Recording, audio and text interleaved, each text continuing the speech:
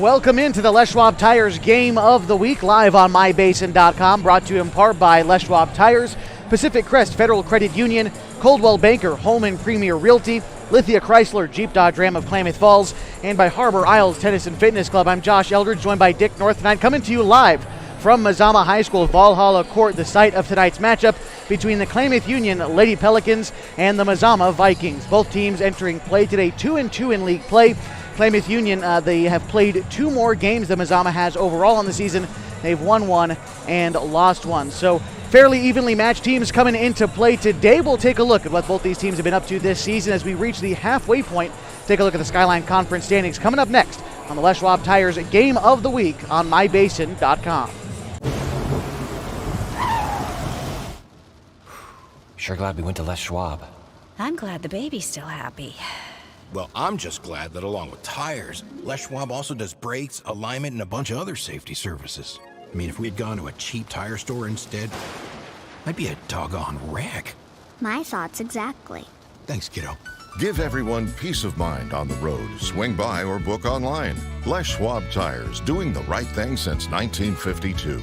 If you're trying to lose some weight and get in shape, Harbor Isles Tennis and Fitness Club is the best place to do it. Harbor has state-of-the-art equipment, plus certified personal trainers to help you achieve your goals safely and quickly. They also have indoor tennis and pickleball courts, and tons of group exercise classes to help you have fun while you get in shape. When you're done with your workout, stop by their smoothie bar to get a nutritious boost. See and feel the difference at Harbor Isles Tennis and Fitness Club. It's the place to be. It's tax time, and Lithia Chrysler Jeep Dodge Ram of Klamath Falls will help you make the most of your refund. Double down! Bring us your tax refund, and we'll double it to use towards your down payment on your new vehicle purchase. And right now, choose from more new trucks and SUVs than ever, and available 0% APR financing for up to 72 months. If you live here, you get it! Double your down payment during Ram Truck Month, only at Lithia Chrysler Jeep Dodge Ram of Klamath Falls. The innocence of youth. Is there anything any better? But soon they'll be in high school and facing all the same challenges you faced. How to make friends, how to fit in, how to be cool. We want our children to have everything they'll need to live fulfilling and productive lives. Make sure the kids in your family are among the more than 120,000 participants here in Oregon who take part in high school sports or activities.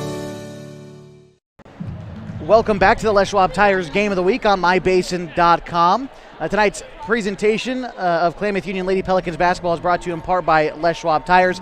Having the right set of tires and wheels in your vehicle is just part of an essential safety checklist. That's why Les Schwab does more than install just tires and wheels. You can come on in for a free pre-trip safety check. They're going to help make sure that everything is in working order at Les Schwab Tires. Time now to take a quick look at the Skyline Conference standings as we are about halfway through the season. Atop the Skyline Conference are the Hidden Valley Mustangs. They are 4-0. Phoenix is right behind them, 2-2. Klamath Union and Henley are also 2-2, tied for second place, as well as Mazama. All these teams tied for second place in the Skyline Conference.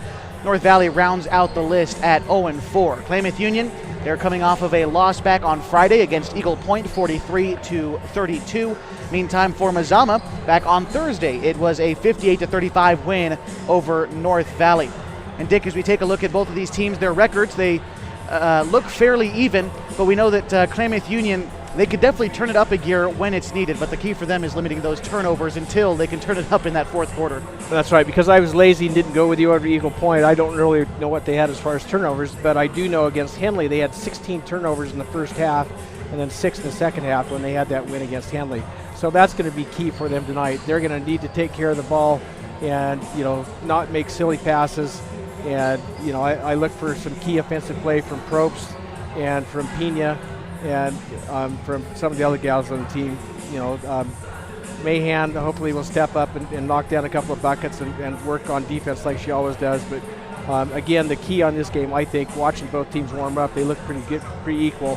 The key is going to be turnovers. Klamath Union also, I think this is fair to mention, have not played a road game in, let's see how many days. Their last road game was at Phoenix back in May on the 26th. So it's been a couple weeks since they've played a road game. They've been able to be in the comfort of Pell Court for quite a while. Playing now in Valhalla Court, I know we're going to have a limited capacity, but It's still going to be a hostile crowd. It might be a little bit of a different look for the Pelicans. It is. One of the things that I really like about KU, and we travel around to different gyms in the Skyline. KU has one of the best lighted courts that I've been to. Part of it is the walls go straight up from the floor, not quite, but it seems kind of tight, and it's really well lighted. Sitting here in Valhalla Court in Mazama, it looks like it's half a mile across the gym, and it's dim. It's like we need to light some candles to see stuff. I mean, it's not quite that bad, but that can be intimidating if you're used to shooting in a well-lighted gym and you come to a place like this that's kind of dim. It makes it difficult. It's tough to kind of get your shooting eye down. It's harder to judge distances. And so, I think that's one of the reasons that, our kids play so well on Pelican Court. It's a fun place to play. And you make an interesting point about the lighting, something I really wouldn't have even thought of. I mean, you saw, just to take a quick look at it, you saw the same sort of thing in the NBA bubble last year. Guys playing without fans. They don't have people behind the backboards. It definitely does create a different look, especially with the three-point jump shot, which we know Klamath Union can hit from time to time. Right. And it does. It really screws up your depth perception for some reason. I mean, I'm old, but I played ball a lot when I was young, and I hated gyms like this. And it really screws you when you're a shooter.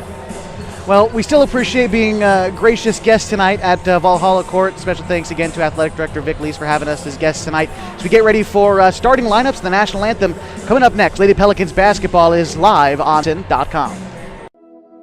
Threads. There are many threads that run through our region. There are churches and schools and Little League teams that bring us together and bind us into communities. There are roads and cars. There are houses and jobs and businesses, all woven together to make the fabric of our communities. There are financial threads that are part of that tapestry as well. For over 80 years, it's been our pleasure to be headquartered here, providing financial services to generations of our friends and neighbors. From that first savings account to retirement planning and all of the cars and houses and groceries in between, we keep your money local, investing it back into our communities, adding more threads to the fabric to make our communities stronger. Pacific Crest Federal Credit Union. Find your path. What rhymes with great? Participate. Where does greatness start? Here, in the classroom. On the stage. In the pool. On the field. Where will your greatness take you? To better grades. To more friends. Yeah! Be great. Participate!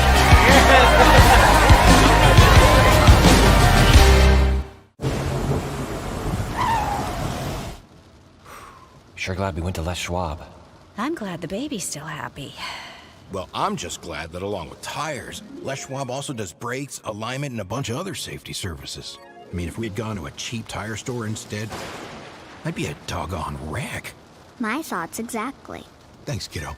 Give everyone peace of mind on the road. Swing by or book online. Les Schwab Tires, doing the right thing since 1952.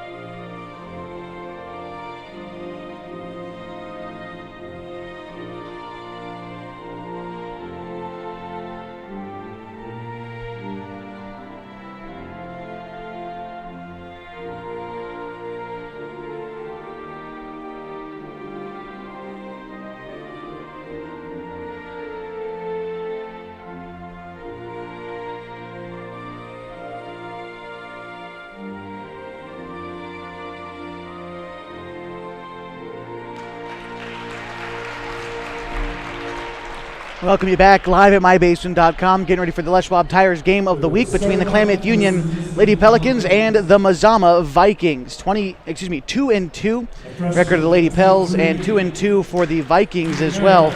Going to be an interestingly close matchup as we get ready now for the starting lineups for the Klamath Union Lady Pelicans. Starting the freshman, number 23, Dianara Pena. Number 1, a junior, Anna Mendez. Number 20, Cassidy Mahan. Number 13, Jada Wells, a senior. And finally, the senior guard, Mackenzie Probst. The Pelicans are coached by Maria Ramirez. And now time for the starting lineups for the home team, Mazama Vikings. Starting a 5'4" junior, number 2, Kennedy Lees. Number 4, the sophomore, 5'6", Ella Bailey. Number 10, Sandra Hill, a junior, standing 5'8". Number 32, Mercedes Charkins, a senior, standing 5'7". Number 3, a senior, 5'6", Macy Clemens. Your starting 5 for the Mazama Vikings, coached by Coach Lees. Your officials for today's game, Tom Andres, Drew Stroberg, Trey Lippman. Your officials for tonight's game, Drew Stroberg, Trey Libben, and Ton Andres. As we get ready for basketball tonight, I believe the Lady Pelicans will start with the basketball at half court tonight. They've been the home team for most of the year. They've only played a handful of road games. Not used to starting with the basketball, but they get to here as we are ready for basketball this evening. Probst takes it into the backcourt.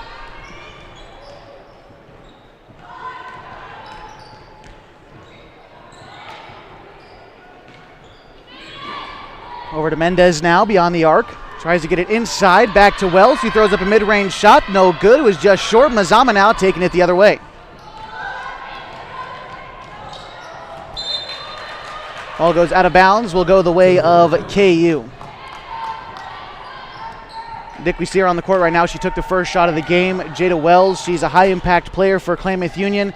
Was able to stay out of foul trouble against Henley, and the team won by 2 points. I think that's definitely going to be a key to victory again tonight. That is. Jada plays pretty hard, and unfortunately she does get in foul trouble pretty easily. For some reason, she draws officials' attention. Hopefully she can not do that this game. Mackenzie Probst is going to be going to the line now for 2 shots as she was fouled. Tonight's game is brought to you in part by Pacific Crest Federal Credit Union. Picking the right path can make the journey easier, the distance shorter, and can assure that you end up at the right place. Whether you're dreaming of owning a home or you just want a great checking account, Pacific Crest Federal Credit Union can help you reach your goals. Probst putting the first point on the board tonight for Klamath Union. Second free throw coming up, and it's good. KU leads 2-0 with 7:18 to go in the quarter.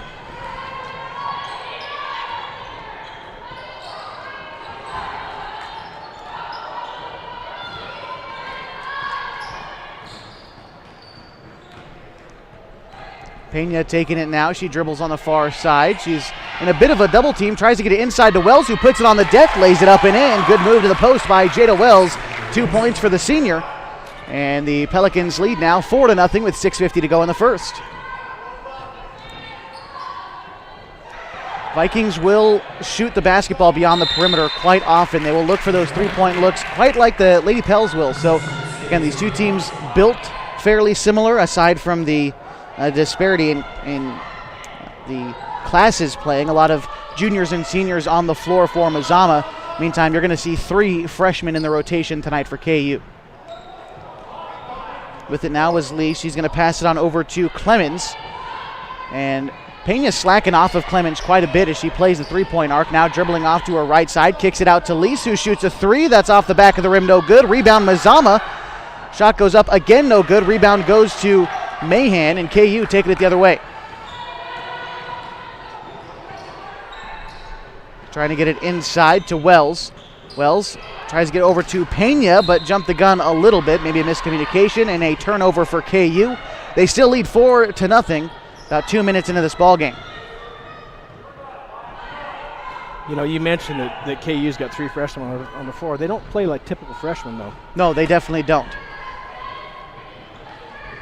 So we see Pena on the floor right now. We're likely to see Dakota Neese as well as Keely Hall a little bit later on in the evening, a couple of rotation players for KU. Putting up a shot. It's about 5 feet out, it seemed like, and a missed bucket from Clemens. Rebound was grabbed by Bailey, and she will go to the line for 2. No, pardon me, it's not Bailey, it is Charkins, the 5'7" senior at the line now for the Vikings.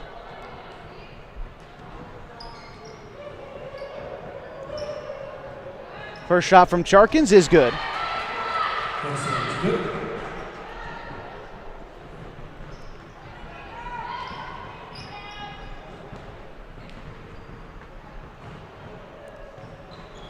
Second shot rims out, grabbed by Mahan. That's her second board of the evening, and KU going the other way.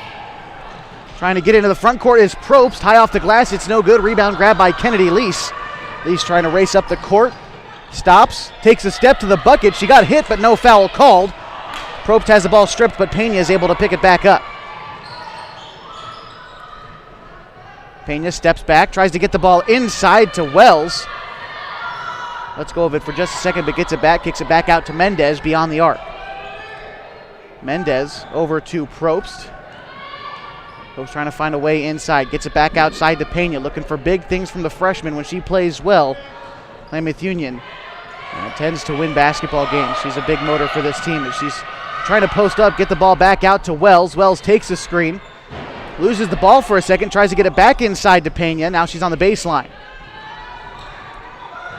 Pena dribbling to her left, now tries to go right with it, driving inside in the double team. Back outside to Mahan, who takes the jump shot. That's off the backboard, no good. Rebound Mazama.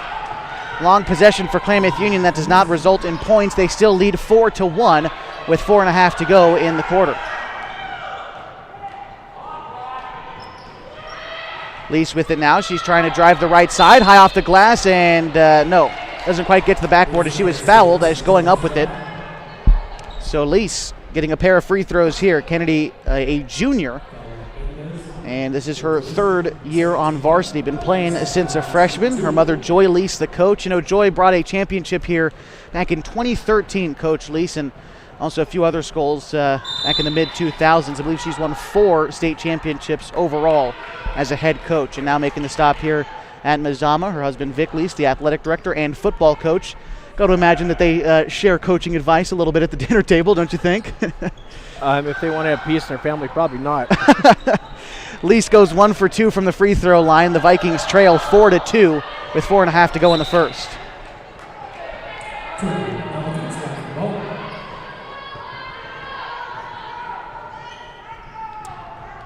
To inbound it for the Lady Vikings is Sandra Hill.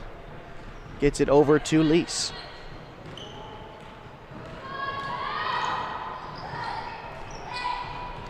Rebound goes to Klamath Union. Charkins strips it away, tries to get it inside to Lease. She's going to work against Wells, tries to get it inside. High off the glass, no good. Charkins battles for the rebound against Mahan. It's a held ball going the way of Klamath Union. And I mentioned Coach Joy Lease of the Lady Vikings winning about 4 state championships at other places, bringing one here in 2013. Coach Vic Lease was the only one without a state championship. He won his, although unofficially, for football this past fall. As Anna Mendez, I'm not quite sure if they're going to give her the 3-pointer there, only a 2-point bucket, so the score 6-2 with 3:50 to go. But the Mazama football team winning that state championship earlier this year was definitely a lot of fun. They beat Marist in that contest. University of Marist. Just take a quick dig at the private schools who can recruit. It's common knowledge. Yeah. Inside the 3-point arc, no good. Rebound goes to KU.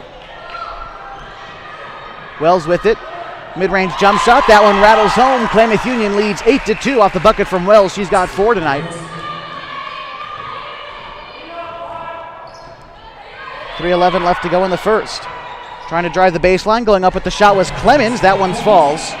Splits the KU lead in half. It's now 8-4. Probst with it now, kicking it over to Nice, one of the freshmen we talked about who's checked into the game. Nice trying to get it inside to Wells.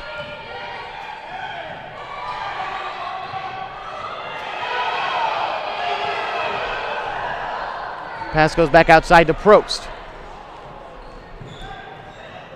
Probst goes left with it, bounce pass into Mahan, goes outside to Mendez. Back over to Mahan. Mahan now over to Wells. Wells takes a screen, kicks it back over to Mahan on the near side, trying to get it inside to Wells. The ball knocked out of bounds by Charkins, and a timeout is called by Coach Lease. The Mazama Vikings will take 1-2. The score 8-4 with 2:24 left to go in the first. Klamath Union leads. You've got the Les Schwab Tires Game of the Week on mybasin.com. If you're trying to lose some weight and get in shape, Harbor Isles Tennis and Fitness Club is the best place to do it. Harbor has state-of-the-art equipment, plus certified personal trainers to help you achieve your goals safely and quickly. They also have indoor tennis and pickleball courts, and tons of group exercise classes to help you have fun while you get in shape. When you're done with your workout, stop by their smoothie bar to get a nutritious boost. See and feel the difference at Harbor Isles Tennis and Fitness Club. It's the place to be. And we welcome you back to the Les Schwab Tires Game of the Week on mybasin.com. I'm Josh Eldridge, joined by Dick North. The score 8-4, where there's 2:24 left to go in the first. Klamath Union's done a good job of scoring inside and outside so far. Their mid-range shooting has looked fairly good in the early parts of this game. They have. Jada Wells is looking really good right now. She's 2 for 2 actually 2 for 3 from the field. So, she's contributing. Again, Cassidy Mahan's making things happen on defense. She looked like she got beat up on a little bit underneath the Mazama bucket a little while ago, and looked like she was starting to get a little intense. So I expect to see big things from her as far as defense, to get her fired up, and she plays with a lot of intensity. One thing, KU's got 2 turnovers, the Mazama's 1, but both teams are doing a pretty good job of taking care of the ball. Slower possessions for both teams, too. I think it's probably an emphasis for both teams to try to take care of the ball. When you're entering the second half of the season and these two teams are tied for second place in the Skyline Conference, it has a lot of playoff implications. That does. So what did you say? We had a 3-way tie for second? 3-way tie for second between Mazama, Klamath Union, Phoenix, and Henley. So it's a 4-way tie. 4-way, okay. Quick shot by Mahan. It's no good. Rebound goes to Mazama. All the teams that are tied for second right now are 2-2 in league play. Hidden Valley is atop the conference 4-0. Hidden Valley has gone, if I remember correctly, let's see, if they're 4-0 right now, 22 straight Skyline Conference wins for them. It's pretty impressive. They've got an impressive program over there. Don't expect them to give up that first place spot to anyone in the second half of the season. Bounce pass goes inside to Clemens, who throws up the shot. Nice little layup there for Clemens. She's got 4 tonight, and her team trails 8-6 to Klamath Union.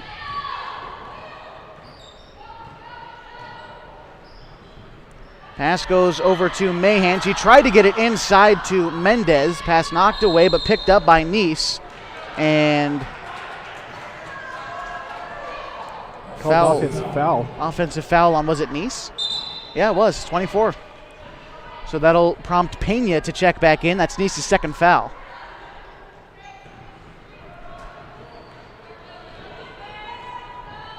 So Mazama now taking it up with 1:35 to go in the first. On the near side with it is Bailey. Bailey guarded close by Mendez. Dribbles inside, throws up a shot. Nice attempt by Bailey. The rebound still up for grabs, taken by Mahan. And Probst taking it up now. Probst over to Mendez. Trying to get it inside to Pena. Mendez gets it back, though. Now over to Probst, just beyond the key. A lot of perimeter passing. Coming out from KU, having trouble getting the ball inside unless it's been on the baseline so far. Wells trying to get inside. Kicks it over to Mendez. 2-point jump shot off the side of the backboard. Goes out of bounds, and it'll be Mazama ball.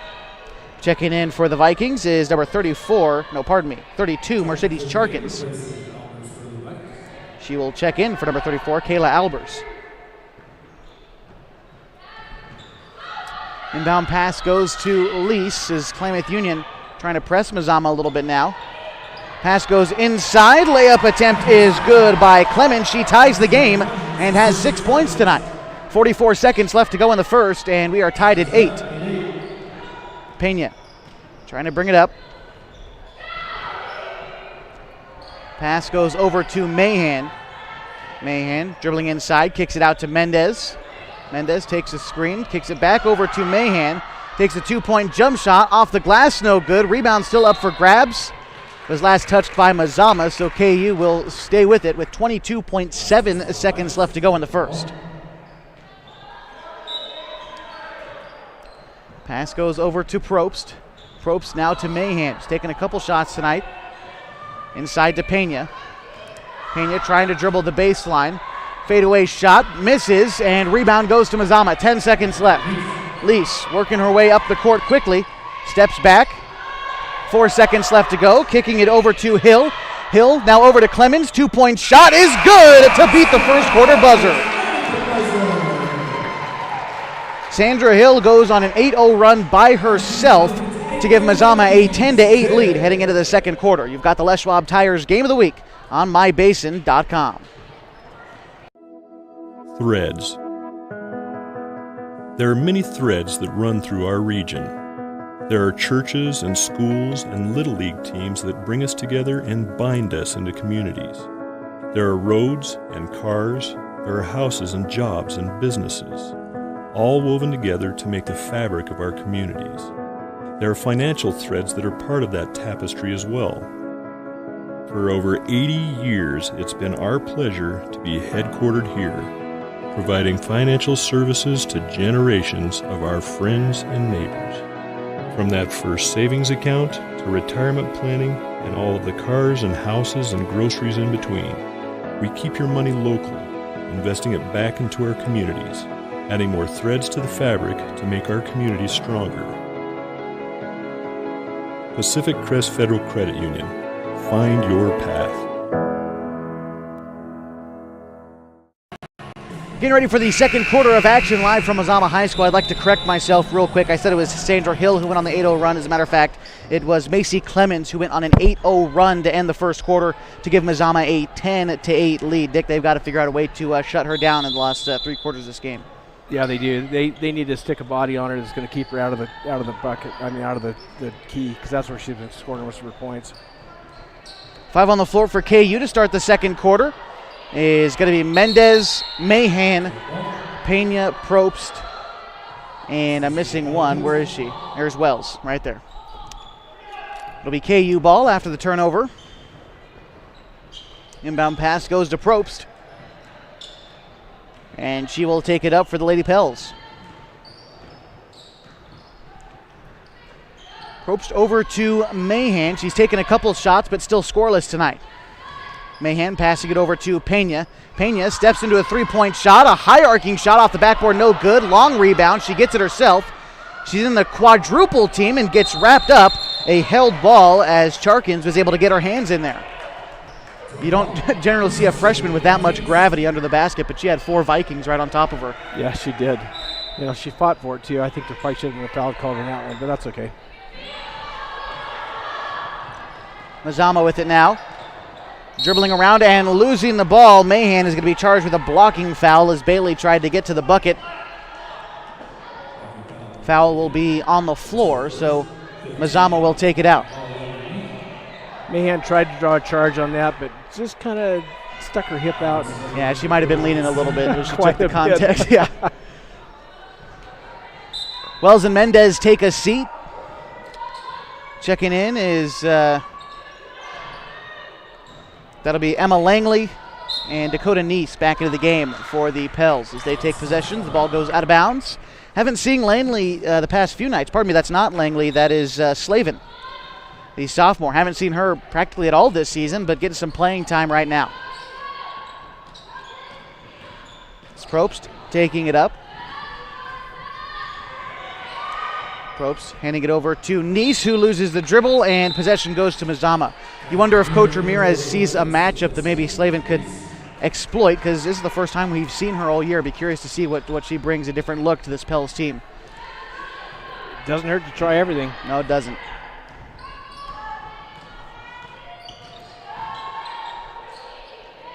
Pass goes over on the near side to Clemens. Clemens passing it over now to, I believe that's McGurr. McGurr, a sophomore, standing 5'3". She dribbles to her left, kicks it back outside to Bailey. 3-point shot, no good. Rebound goes to KU. Pena loses the handle on the rebound, trying to get it back inside to Clemens, who goes up and is pushed on the shot. No, pardon me, I believe she double dribbled. She picked the ball back up second time, so a turnover for Mazama. KU will take it. Pena with it now. Loses the handle, and Mazama doing a good job of bothering the dribblers for Klamath Union. Slavin trying to get inside, passes it over to Neese. Neese gets stuffed, trying to go up with the shot, but Mahan gets the rebound. Mahan just beyond the arc, passing it over to Pena, who fakes left, shoots up a 3-point shot, no good. Long rebound goes to Mazama. 2 minutes into this quarter, neither team has scored. Still 10-8 with 6 left to go in the second. Dribbling the baseline and getting fouled was Bailey. She will shoot 2 at the line.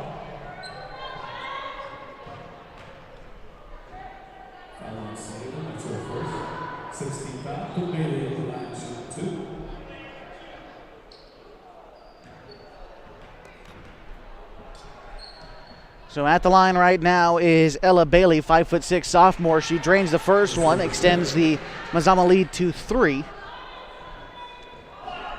This is the first points of the second quarter, coming with 5:54 left in this period.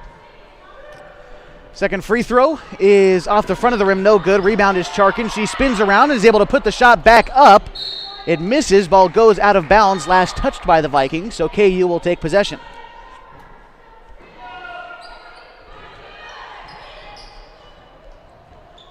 Slavin trying to get it inside to Probst and does just that. Probst racing up in a 2-on-3 situation. She goes up with the shot, and a blocking foul is going to be charged to Charkins. So that will send Probst to the line for 2. She's 2 for 2 from the line thus far. Second team foul for the Vikings, and first foul on Charkins is the first free throw from Probst. Is good. Trims the lead back down to 2. A chance to make it a 1-point game. Probst's second free throw. She banks it in. She's now got 4 points on the night.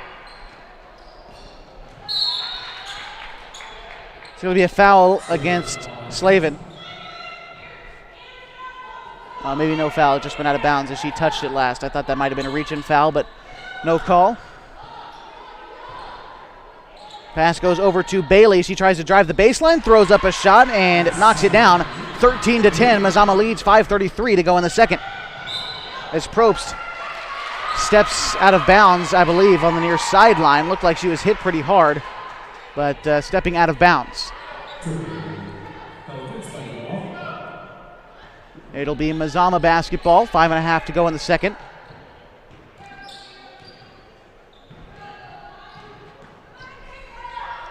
Pass goes over to Bailey, who's guarded by Pena.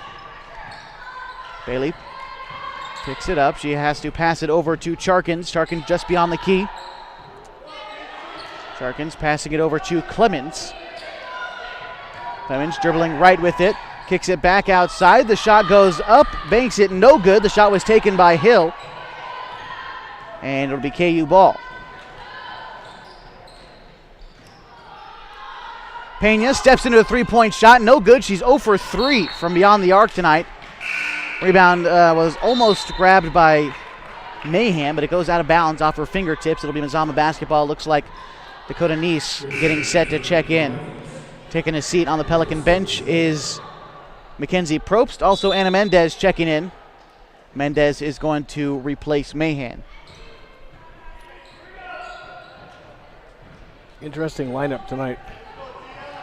5 on the floor right now for Klamath Union. It's Pena, Mendez, Neese, Slavin, and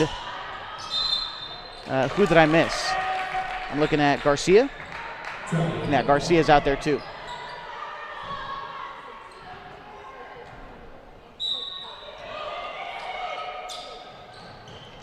Inbound pass goes out of bounds. It'll be Mazama ball. KU ball. KU ball. Pena inbounded it over to Pena on the far side. Pena dribbles off to her left. She's in a bit of a double team here. Spins around, throws up a shot off the front of the rim, no good. Rebound goes to the Vikings. Pass goes inside, and a foul is called on the shot by Bailey. A good pass to get it into her, and Bailey will shoot 2 at the line.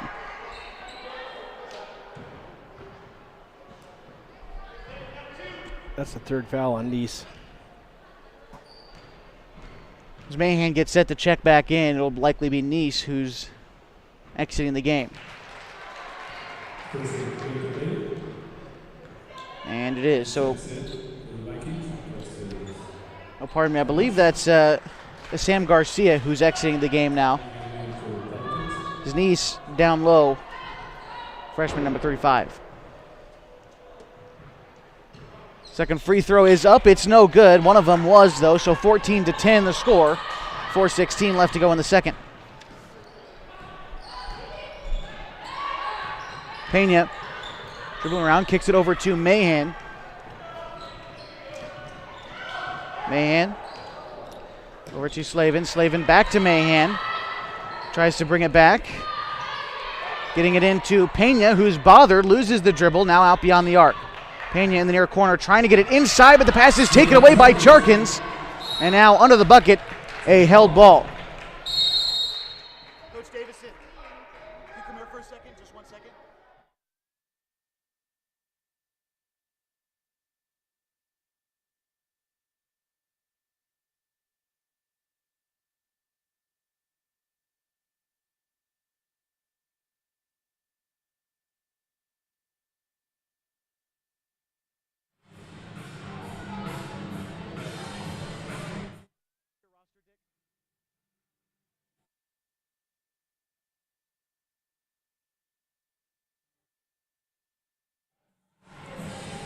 Apologies for the interruption there. We're taking a timeout. The score 14-10, 3:47 left to go in the second.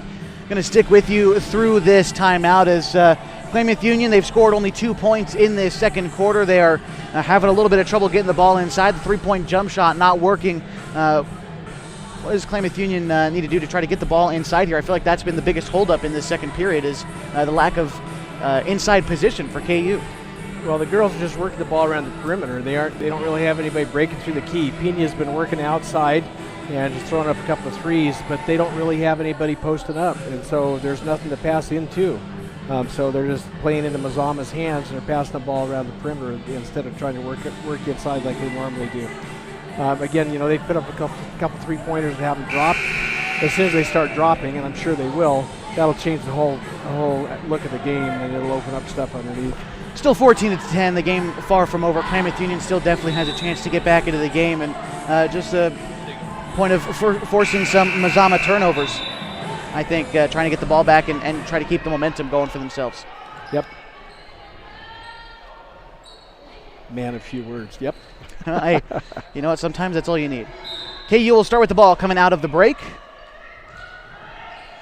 Going to get inside to Slavin, and she travels under the bucket. Turnover for KU, and it'll be a Mazama ball.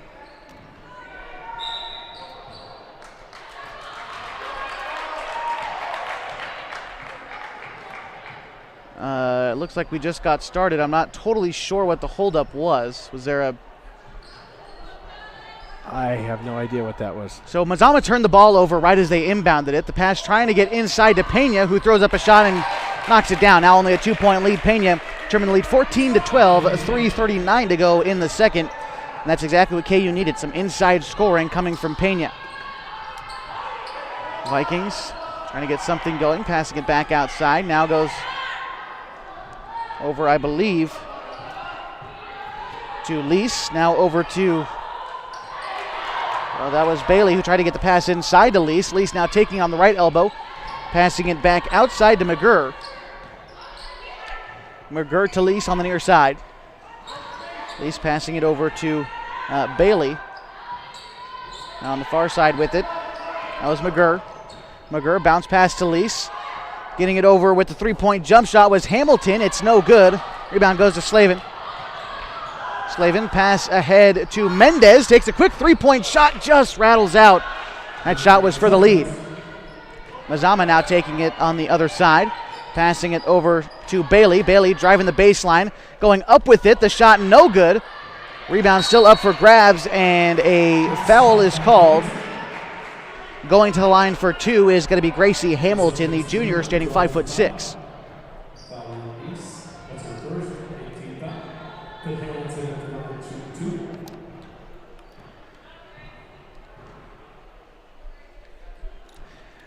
Tonight's broadcast brought to you in part by Coldwell Banker Home and Premier Realty. Little things can add up to big bills when you're buying, selling, or owning a home, and Coldwell Banker Home and Premier Realty's exclusive Beyond the Sale guarantees protect buyers, sellers, and homeowners from unexpected repair bills. To learn more, call Coldwell Banker Home and Premier Realty today. First free throw was no good. Second free throw coming up. And that one also misses. Ball goes out of bounds. Will stay with Mazama, but subbing in for KU is going to be Probst and Wells. Coming in for Pena and Nice. 2 freshmen checking out. That's now over to McGurr. McGurr bounces it over to Bailey in the near corner. Back over to McGurr. McGurr trying to cross up. Passes it back out to Bailey. Bailey handing it off to Lee. She dribbles left with it, hands it off to McGurr. McGurr back to Bailey.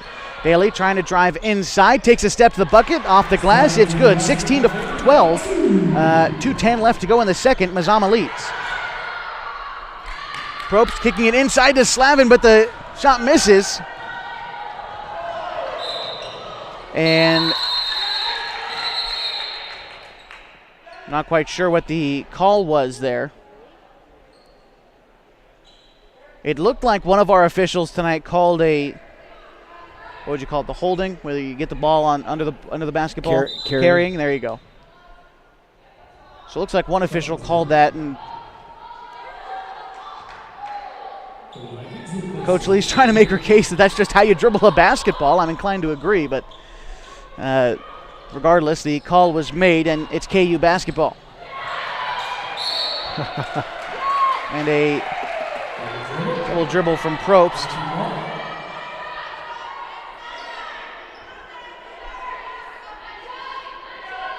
So a turnover for KU. Mazama gets it right back with 1:55 to go in the second. The score 16-12. Mazama leads. The inbound pass taken away by Mendez. She's got the one-on-one fast break. Spins into a mid-range jump shot. No good. Rebound Mahan. And she dribbles it back out. Pass going inside to Probst. She loses it. The dribble is off of her foot, but I believe it's going to stay with KU. Yeah, she got mauled.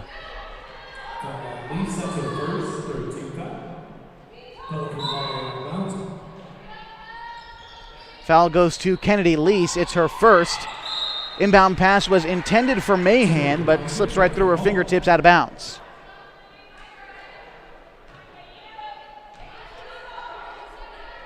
Inbound pass to McGurr, and Mazama takes it up court. Pass over to Clemens. Now Lease as she tries to drive inside, and a charge taken by Cassidy Mahan. That time she had her feet set in the right spot. A great defensive play by Mahan. You'll see her do that practically at least once a game. She's not afraid to mix it up underneath.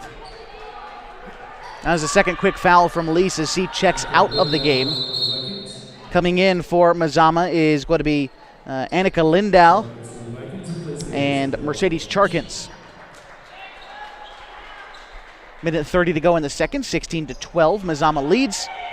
KU taking it now as Probst will take it up for the Pels.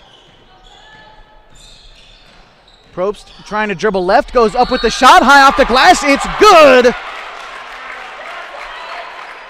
And the charge is taken. I thought that was really going to be a blocking foul. But wave off the bucket. It's a good play by Probst there, but regardless, are they? I'm curious, what are they calling here?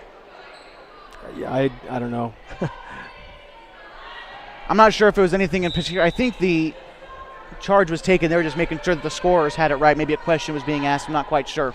Regardless, it's Mazama ball with 1:14 to go in the second. Shot goes up, and it's blocked by Wells, and she's going to actually come down with the foul. I believe she might have gotten a part of Bailey's elbow on that shot. So Bailey going to shoot a pair at the line with 1:12 to go in the second. The Vikings lead 16-12.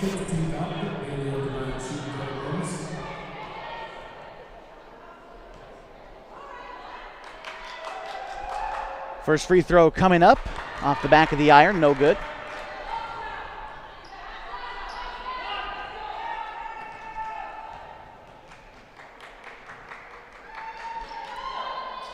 Second free throw. Oh my goodness, what a friendly roll there. That one falls 17-12.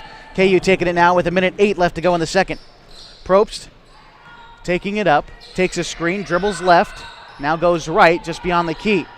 Probst trying to find a way inside, getting it to Mendez, but the pass goes awry. Another turnover for KU.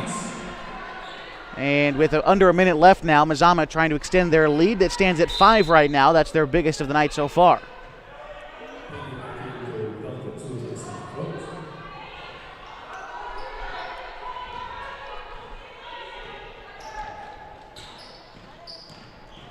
McGurr takes it, hands it off over to Bailey. Bailey kicking it out to Clemens. Clemens back over to McGurr, thinks about a three-point shot, but then thinks twice. Passing it now over to Lindau, who throws up a shot. That one rolls out no good. Rebound grabbed by Lindau. She bounces it back out to McGurr, now to Bailey beyond the three-point arc.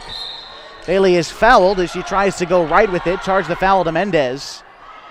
And after that being the 10th team foul, Mazama in the double bonus now. That'll mean 2 free throws for the sophomore Ella Bailey. 30 seconds left to go in the second. At halftime, we're going to take a look at the stats as we have them right here. And hope that you stick with us for that on the Les Schwab Tires Game of the Week. You've watched it on mybasin.com as the first free throw is no good.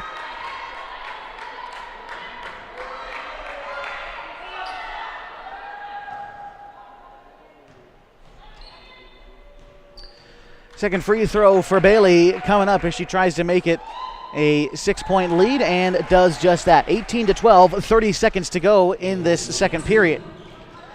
Pena taking it up. Passing it over to Mendez. Mendez looked like calling for a screen, but instead dribbles right, goes baseline, throws up a shot, no good.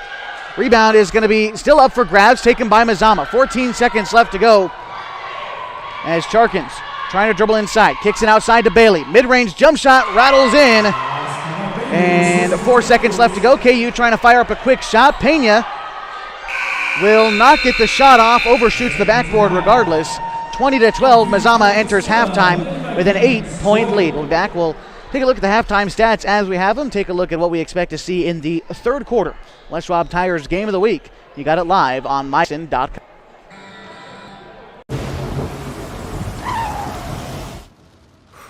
Sure glad we went to Les Schwab. I'm glad the baby's still happy. Well, I'm just glad that along with tires, Les Schwab also does brakes, alignment, and a bunch of other safety services. I mean, if we'd gone to a cheap tire store instead, I'd be a doggone wreck. My thoughts exactly. Thanks, kiddo. Give everyone peace of mind on the road. Swing by or book online. Les Schwab Tires, doing the right thing since 1952.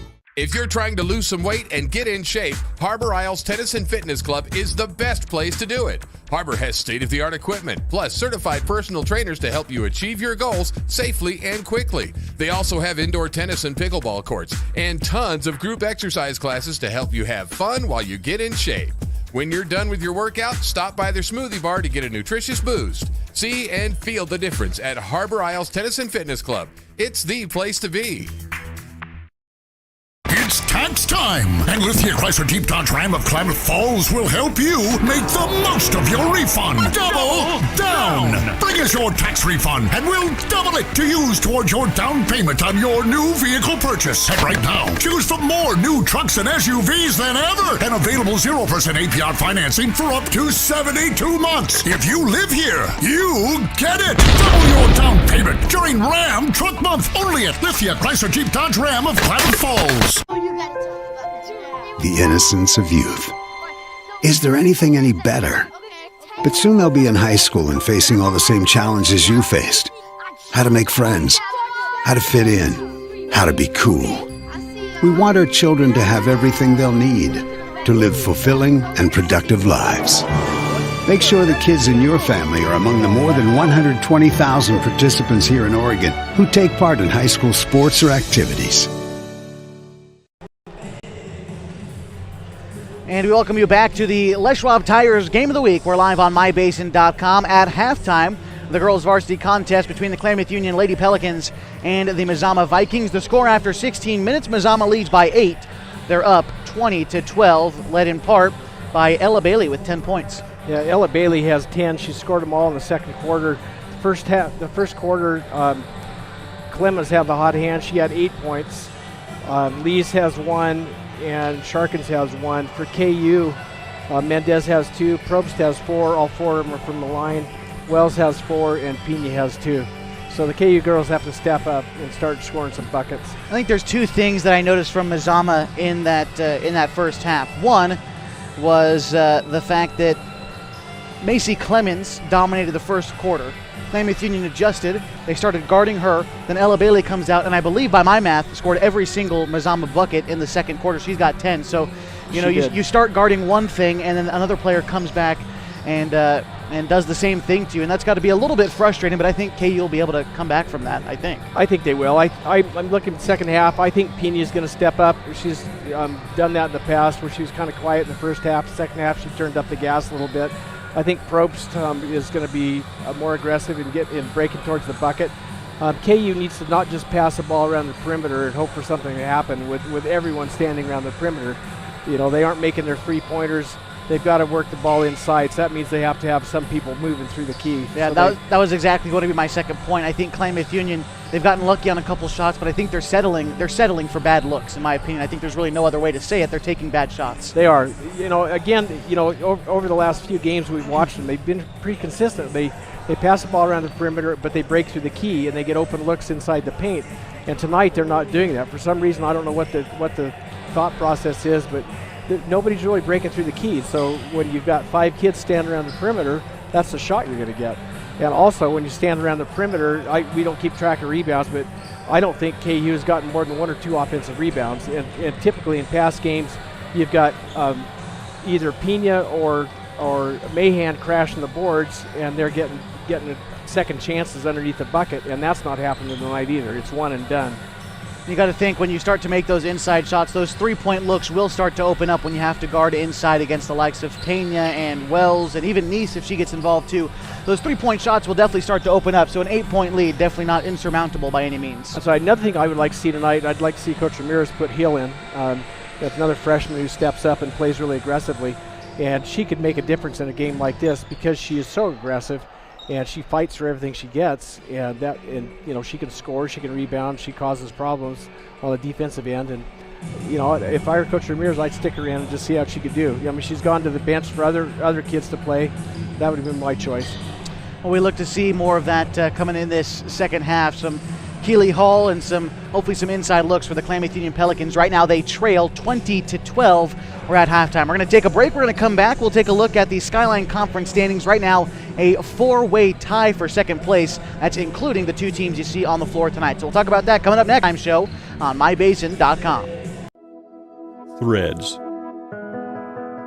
There are many threads that run through our region. There are churches and schools and Little League teams that bring us together and bind us into communities. There are roads and cars. There are houses and jobs and businesses, all woven together to make the fabric of our communities. There are financial threads that are part of that tapestry as well. For over 80 years, it's been our pleasure to be headquartered here, providing financial services to generations of our friends and neighbors.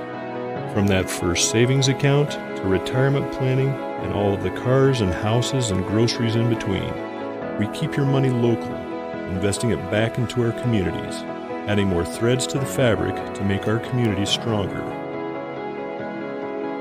Pacific Crest Federal Credit Union. Find your path. What rhymes with great? Participate. Where does greatness start?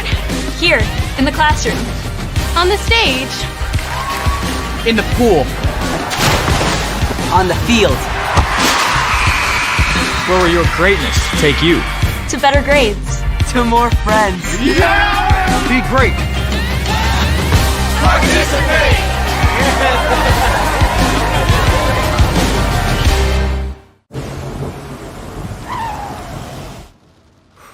Sure glad we went to Les Schwab. I'm glad the baby's still happy. Well, I'm just glad that along with tires, Les Schwab also does brakes, alignment, and a bunch of other safety services. I mean, if we had gone to a cheap tire store instead, I'd be a doggone wreck. My thoughts exactly. Thanks, kiddo. Give everyone peace of mind on the road. Swing by or book online. Les Schwab Tires, doing the right thing since 1952. And we welcome you back inside Valhalla Court on the campus of Mazama High School, the site of tonight's action between the Mazama Vikings and the Klamath Union Pelicans. Right now, the Mazama Lady Vikings lead 20-12 over Klamath Union as we get ready for the second half in just a bit. Time to take a quick look at the Skyline Conference standings as they are right now. Unsurprisingly, Hidden Valley is in first place, followed by a four-way tie for second place right now, just because of how many games they've played overall. Phoenix is 5-2 overall this season, so they are second place in the Skyline Conference just by merit of winning more games overall. Klamath Union is technically, although tied for second in league play, they're listed as third place because they have 3 overall wins on the season. Henley is also 2-2, and so is Mazama. Both of these teams have only played league matchups, so they are 2-2 overall. The only team not in the second place race is North Valley, who is 0-4. They are 1-5 on the season. So as we come down to the wire this year, in the second half of the season, still anyone's race for second place in the Skyline Conference. And we learned yesterday that the 4A state basketball tournament will be taking place in Coos Bay. It will be a non-OSAA sanctioned event. So basically you get invited as a conference winner, and the athletic directors and coaches of the 4A will vote in 2 extra teams to be in the 8-team playoff that starts June 22nd at host sites and then goes to Coos Bay at North Bend and Marshfield High Schools on the Thursday and Friday of that week. I believe that's June 24th and the 25th. That's what both of these teams are hoping to get to as we near the end of the month of June and the end of the high school basketball season, entering the second half of the season right now. We're also entering the second half of this basketball game in just a bit. 20-12, Mazama leads. You've got the Les Schwab Tires Game of the Week on mybasin.com. If you're trying to lose some weight and get in shape, Harbor Isles Tennis and Fitness Club is the best place to do it. Harbor has state-of-the-art equipment, plus certified personal trainers to help you achieve your goals safely and quickly. They also have indoor tennis and pickleball courts, and tons of group exercise classes to help you have fun while you get in shape. When you're done with your workout, stop by their smoothie bar to get a nutritious boost. See and feel the difference at Harbor Isles Tennis and Fitness Club. It's the place to be. And we welcome you back live at Mazama High School. I'm Josh Eldridge, joined by Dick North, getting ready for third quarter action between the Klamath Union Pelicans and the Mazama Vikings. Right now, Mazama leads 20-12, getting ready for the third quarter. The 5 on the floor right now for KU. It's Dianara Pena, Mackenzie Probst, Anna Mendez. You've also got Mahan and Hall out there as well. Pass goes inside and goes almost out of bounds as Pena is really pestering Clemens on the near side. Pass goes inside to Charkins, bounces it back outside to Clemens, tries to get inside, throws it off the glass. A nice move to the bucket, and 2 points for Clemens.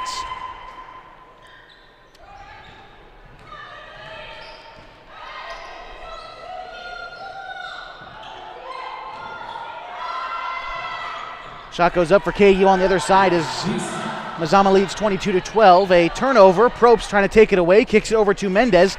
Mendez getting it inside to Wells, who goes up with the shot and will shoot 2 at the line after being fouled.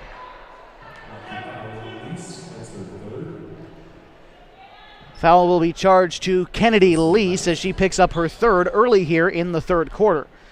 At the line now is Wells. She's got 4 points already tonight. Looking to add to that total here and misses the first free throw.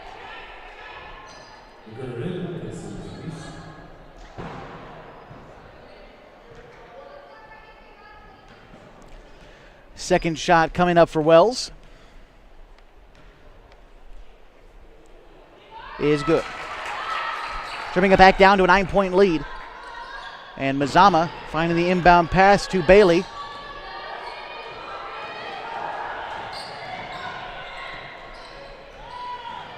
Trying to drive the baseline and getting it over to Hill. Hill outside to Clemens and now to McGurr. McGurr checked in for Lease as she picked up her 3rd foul not too long ago. McGurr bounce pass over to Clemens. Clemens back outside to Bailey. Bailey to McGurr. McGurr trying to drive inside. Gets the pass off and the shot is no good. Long rebound is going to be collected by Mendez. Mendez pass ahead to Mahan. One-on-one fast break and the shot is blocked by Clemens. Mazama now taking it. Having the bucket all to herself is Bailey, but misses the shot on the other side. KU looking to slow it down just a little bit now, trying to let everyone catch their breath, as that's 2 back-to-back fast breaks that ended up not yielding any points for the teams involved. Pena trying to dribble left with it, goes up, and no good. Rebound is collected by Charkins. It's Mazama now going the other way. Bailey passing it over to McGurr. McGurr dribbles inside. Pass goes back outside to Bailey, and she will travel as she took a step before putting the ball on the deck. Checking in for KU.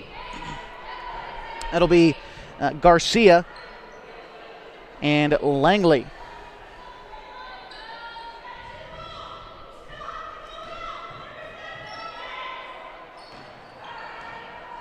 Pass goes ahead to Mendez, who throws up a shot. Mendez high off the glass and gets that one to drop. 22-15, 5.5 to go in the second. It's McGurr with it.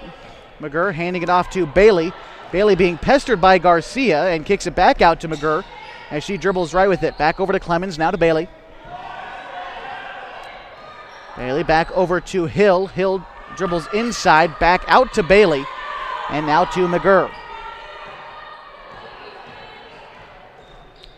McGurr trying to get it over to Clemens, gets it back inside to Bailey, who spins around, throws off the shot, no good, and rebound grabbed by Garcia. Garcia taking it up for the Pels, dishing it over to Pena. Pena outside to Mahan.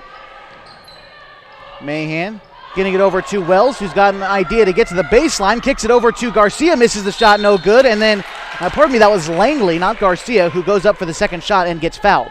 So Langley, her first chances at the free throw line. It's also the first minutes she's getting in this game, the sophomore, number 22. Langley also playing volleyball for the KU Pelicans and softball as well. A three-sport athlete, makes the first free throw.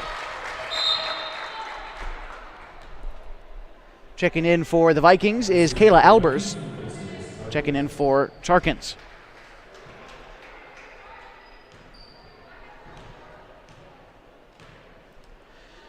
Second free throw is no good. Long rebound taken by Wells. Wells puts it on the deck, tries to go up with it. Shot no good. Pestered for the rebound is Albers, and a held ball. Charkins is going to check back in almost immediately. This time, though, coming in for Sandra Hill.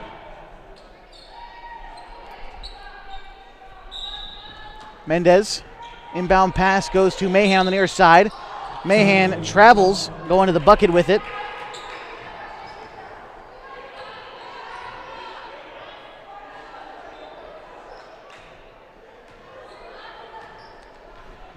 And Mazama takes it. 4.5 to go. It's 22-16. Only a 6-point game now. Pass goes back over to Charkins. Charkins tries to zip it inside, but the pass knocked loose. And a held ball. Possession is going to stay with Mazama, but a good job. I believe that was Garcia who jumped the passing lane a little bit there and messed up whatever Mazama was trying to run, but they stay with possession of the basketball. Bailey inbounds it to Clemens. She takes one step to the rim and lays it up and in. 24-16. KU trails with 4:14 left to go in the third. Garcia tries to get it over to Wells and is fouled. And it will be the third team foul for Mazama.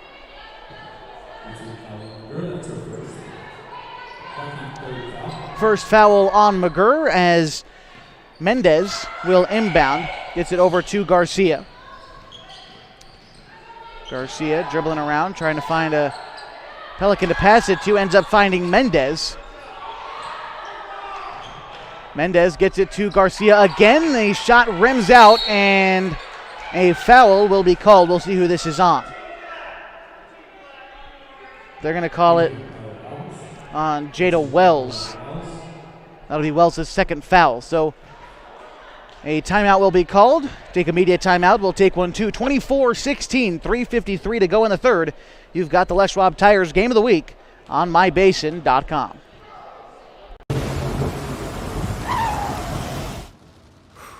Sure glad we went to Les Schwab. I'm glad the baby's still happy. Well, I'm just glad that along with tires, Les Schwab also does brakes, alignment, and a bunch of other safety services. I mean, if we'd gone to a cheap tire store instead, I'd be a doggone wreck. My thoughts exactly. Thanks, kiddo. Give everyone peace of mind on the road. Swing by or book online. Les Schwab Tires, doing the right thing since 1952. Still in the third quarter, 24-16, Klamath Union trails the Mazama Vikings. Again, 3:53 to go in the third quarter, and KU still having a little bit of trouble getting the ball inside. Well, they're getting the ball inside a little better than they were the first half, but they aren't knocking the buckets in. So, you know, I think they need to continue what they're doing. They are working the paint really well at this time. They've got to be a little bit more precise with their passing. Their passes are kind of sloppy, and you know they aren't getting good looks when they do get the ball. I think Coach Ramirez has got them doing what she wants them to do, and she seems pretty happy with them when I watch her when they come off the floor.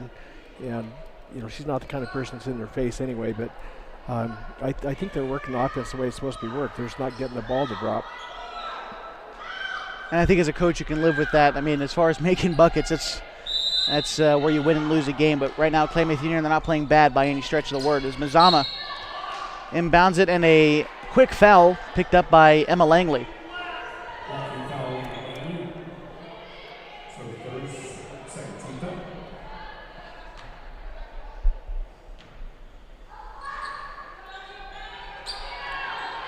Inbound pass goes to Bailey.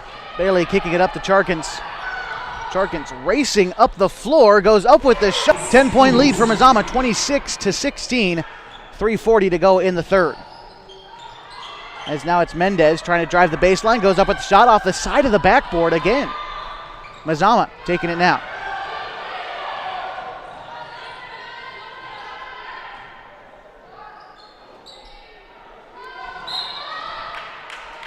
Pass ends up out of bounds, but will stay with KU. Pardon me, with Mazama rather.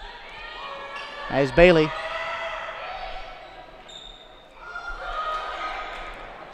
kicks it over to McGurr. McGurr dribbling left with it, goes right down the middle and misses the shot. It's rebounded by Albers. Albers travels as she tries to spin around and knock down the shot. So now it'll be KU ball, as I apologize for the mistake earlier. And with 3:05 left to go in the third, KU needs to string together just a small run. You don't need much, you don't need to overdo it, but just string together a small run and try to trim the lead. I think the golden number is 6 by the fourth quarter. If you can try to trim this lead down 4 points, give yourself a chance. And that is a way to start as Garcia knocks down a 3 on the other side. That's the first 3-point of the entire game. From either team. A lot of shots have been taken for KU. Mazama's been working the ball inside, though. They haven't taken many 3-point jump shots until Bailey takes one and misses. Long rebound and grabbed by Mahan. Mahan throwing it ahead to Mendez, who goes up with the shot. No good.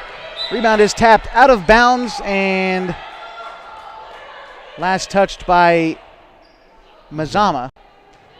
It seemed like there was an official call made, but, well, KU will stick with it, so we'll take that. Inbound pass goes to Mahan on the far side. Mahan kicks it over to Langley, who steps into a 3-point shot, no good. Rebound is saved by Keely Hall, and a foul is called on, let's see, who is it? White 20, that'd be McGurr. So at the free throw line right now is Langley. And take a moment to pause as Keely Hall has checked into the game for Klamath Union, the freshman. So all 3 freshmen have got minutes tonight. And Keely Hall already, as she's just checked into the game, maybe only played for about a minute now. I missed when she checked in, but her plus minus has got to be 7 right now as she just checked into the game. And 26-20 now. Pass goes inside and a foul is called. Shooting 2 at the line will be Bailey. So the foul is going to be charged on Langley. That'll be her second and the third team foul for Klamath Union.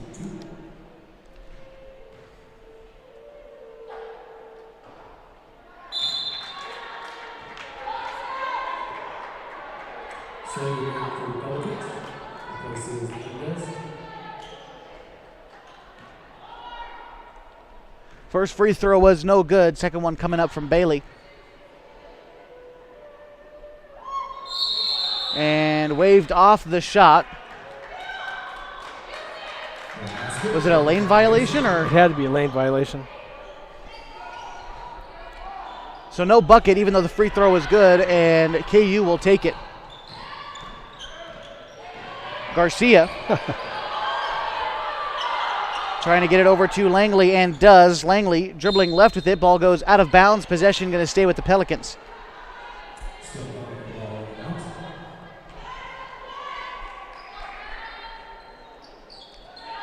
High inbound pass goes to Garcia, passing it over to Slavin. Slavin trying to dribble right with it. Decides against. Slavin goes back inside to her right, dribbles the baseline, and steps out of bounds. Possession Mazama. Slavin, a sophomore. Again, haven't seen too much of her this season, but getting some varsity minutes here in the second half of the year.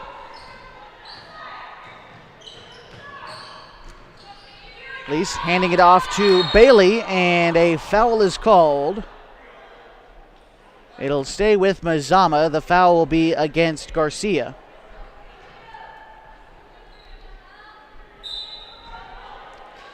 Lease looking to inbound it. Bounce pass goes inside to Clemens, who goes up with the shot, and a foul is quickly called. Shooting two at the line will be Clemens. And charge the foul to Mahan. Mahan picks up her second foul. Clemens at the line right now. She had 8 points just in the first quarter. Finished off that quarter with an 8-0 run by herself to give Mazama the lead. That was the last time KU held the lead, was when the score was 10-8. Garcia checks out, and I believe that was Hall checking back in, as one free throw is good. 27-20. Inbound pass goes to Hall. Hall cross-court pass to Mahan. Thought about a three-pointer, then thinks twice. Kicks it over to Slavin. Slavin back over to Hall. Hall now on the near side to Langley. Langley tries to get the pass inside to Hall, but it's taken away by Clemens. Clemens racing up the floor, goes up with the shot, lays it up and in. 29-20 with 1:08 left to go in the third quarter. Langley collects the inbound pass, has it snagged away from her by Mazama. Bounce pass goes ahead to Bailey. Bailey pump fakes, goes up with the shot, no good. Still Mazama basketball after the miscue on the rebound for KU as Lease slows things down. Lease dribbling off to her left, goes up with the shot, has it blocked by Hall, and rebound goes to KU. Probst running it up the floor and loses the handle on it. Now Bailey with a bucket all to herself, lays it up and in. 31-20, 24 seconds left to go in the third quarter. And a timeout is called by Coach Lease. We'll take one, too. 31-20 in the third quarter. Klamath Union trails in this one. You've got the Les Schwab Tires Game of the Week on MyBasin.com. It's tax time, and Lithia Chrysler Jeep Dodge Ram of Klamath Falls will help you make the most of your refund. Double down! Bring us your tax refund, and we'll double it to use towards your down payment on your new vehicle purchase. And right now, choose from more new trucks and SUVs than ever, and available 0% APR financing for up to 72 months. If you live here, you get it! Double your down payment during Ram Truck Month, only at Lithia Chrysler Jeep Dodge Ram of Klamath Falls.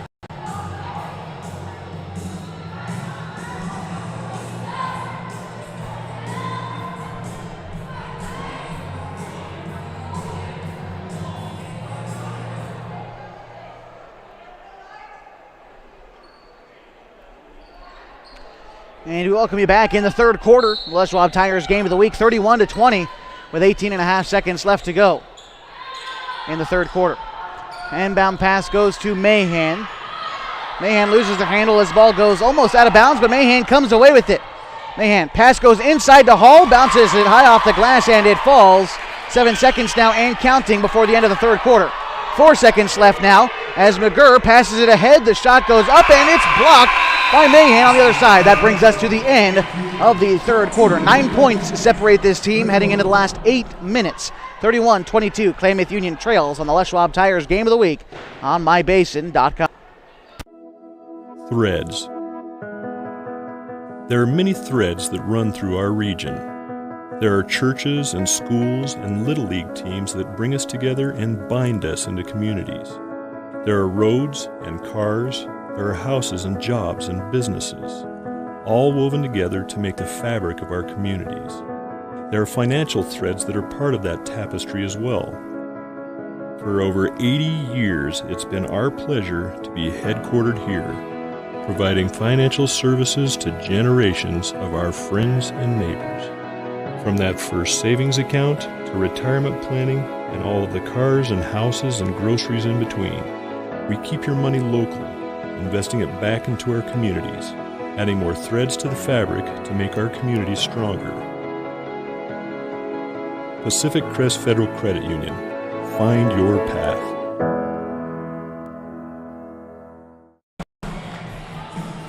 And we are getting ready for the fourth quarter of action from Valhalla Court on the campus of Mazama High School.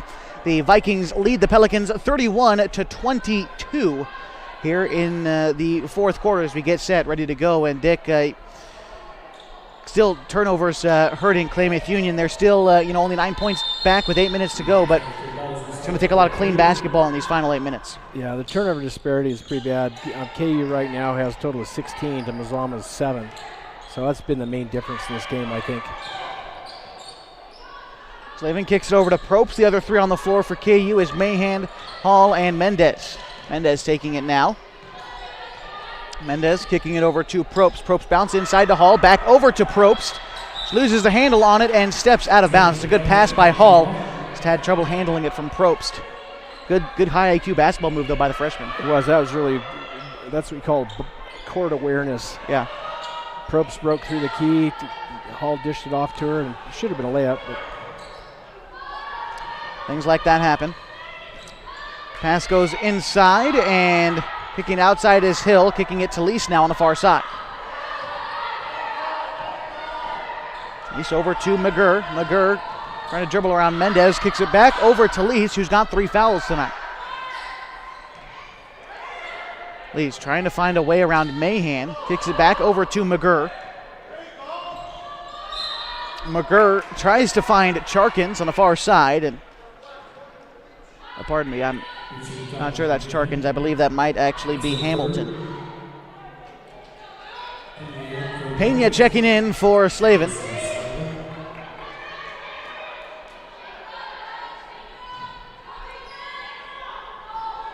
With it now is Clements. Clements guarded by Probst. Clements kicks it over to Hamilton. Now over to McGurr. McGurr bounce passes it in, but it's taken away by Probst. Jumped in the passing lane.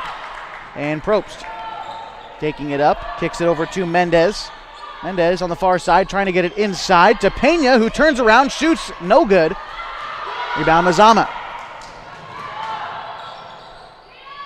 Kicking it over to Clemens. Clemens now to the near side to Lease, actually just beyond the key.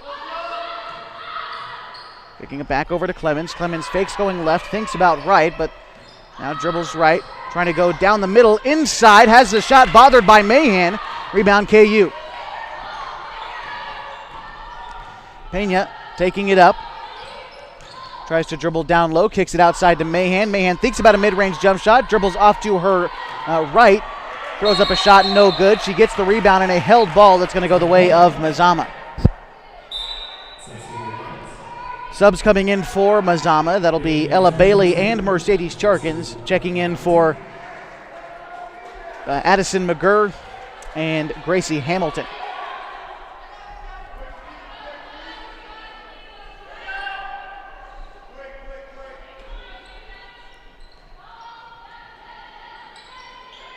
Inbound pass to Lease is bothered by Probst. The ball goes out of bounds, last touched by Probst. So Mazama will stay with it. Nice defense by KU. It's what you need here. If you want to come back into this game, not only do you need buckets, but you need to stop Mazama from scoring. Go inside, pass goes out to Lease. A three-point shot, no good. Rebound up for grabs, taken by Bailey. And a collision between Hall and Bailey at the baseline will, I believe that will be, well, they haven't decided whose basketball it is yet. Well, they called a foul on Hall. So it'll be Mazama ball. I didn't quite see who the foul was on. So Mazama takes it. I think Hall might have thought that, Bailey might have thought there were free throws coming up, and she was right about that. I was waiting for it because that's the 7th team foul for KU. So free throws are coming up for Ella Bailey, the 5'6" sophomore.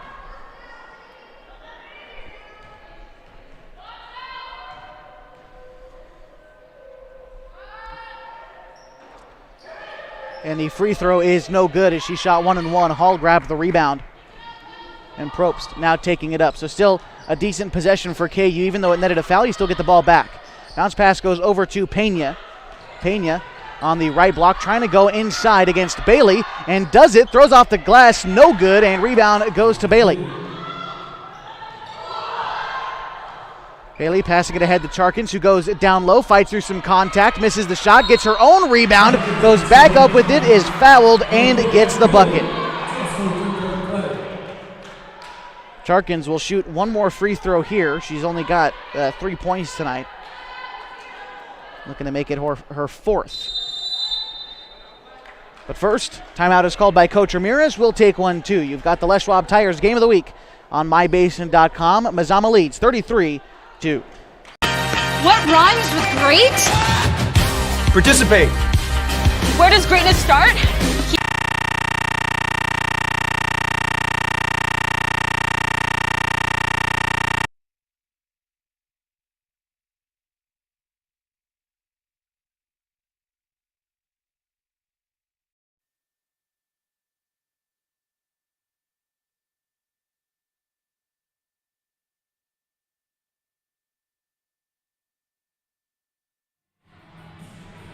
Apologies for the technical difficulties. Had a little bit of trouble there as we entered break, but we're going to stick with you through the rest of this timeout on the floor that was called by Coach Ramirez. 33-22. Mazama leads about halfway through this 4th quarter. And KU right now, so far in this quarter, has gone bucket for bucket with Mazama, but that's just not going to cut it when you're down by 8, or at this point 10 or 11. Oh, they've got to make up for some deficit. You know, the lineup they have on the floor right now, I think, is a really good one. It's been interesting to see the different combinations Coach Ramirez throwing out there. She's playing some kids she doesn't normally play. But had some sophomores get playing time tonight against Mazama, and it's not the normal lineups that we'd see out there for KU and on the road. You know, generally you'd go with what works, but playing some a little bit different as the one free throw is missed. Klamath Union didn't even really go for the rebound there as Lease now has it beyond the key. Lease passing it now over to, tries to get it inside to Bailey. Bailey and Hall get tied up, and there you see Hall with that supreme effort, and the impact that she makes is it's incomparable. She does a lot for this team.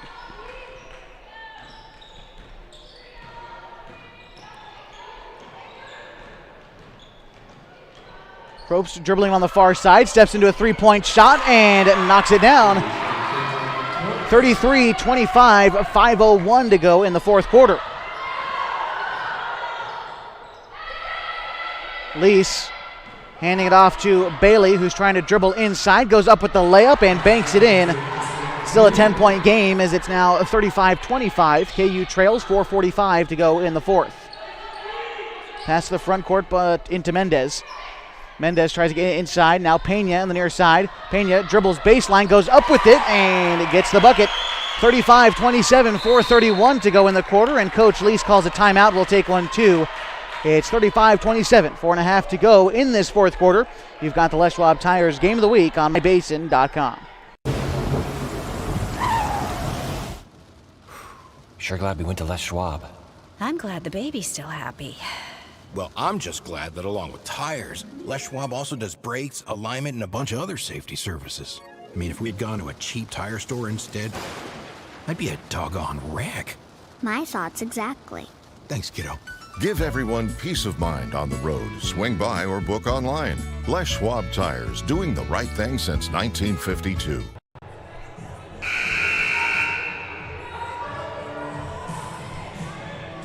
And we're still in the fourth quarter, 4.5 to go in the final period. KU trails 35-27. Back to an 8-point deficit, and Klamath Union, they're knocking down a couple shots, and they're causing Mazama to miss here and there. Still anyone's ball game at this point. Inbound pass goes ahead to Charkins. Charkins having to work around the press that KU's putting on, and has the ball picked away by Mendez. Mazama collects it. Now Lease is feeling pressure, kicking it over to McGurr. McGurr trying to find an open player, back over to Lease. Lease being pestered by Mendez, goes with it, and a charge by Kennedy Lease. That's her fourth foul, and great defense being played by KU on the other side. They're showing this effort, and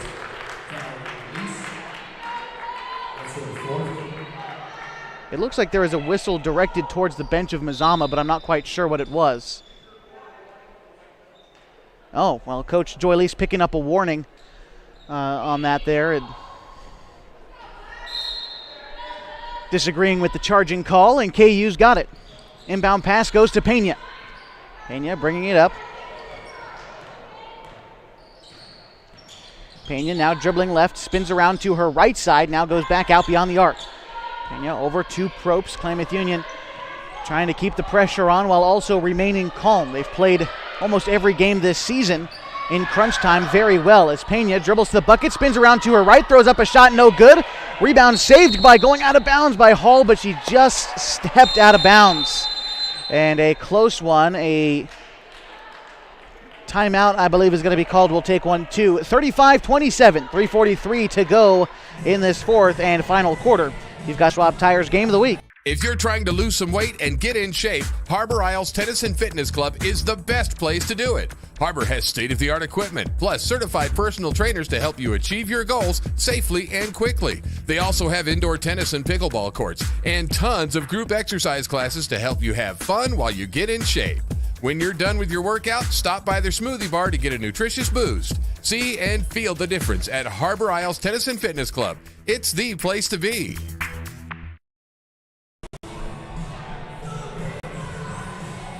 .343 to go in the fourth quarter, an 8-point game. Mazama leads the KU Pelicans 35-27, a low-scoring game. Defense in this fourth quarter for Klamath Union has definitely been the story, and the freshman Hall stepping up, as well as Mendez playing some pestering perimeter defense for KU. You like to see that here in the fourth quarter, but you would have also liked to see it in the first, second, and third. But it's coming, better late than never, and Klamath Union's still not out of it.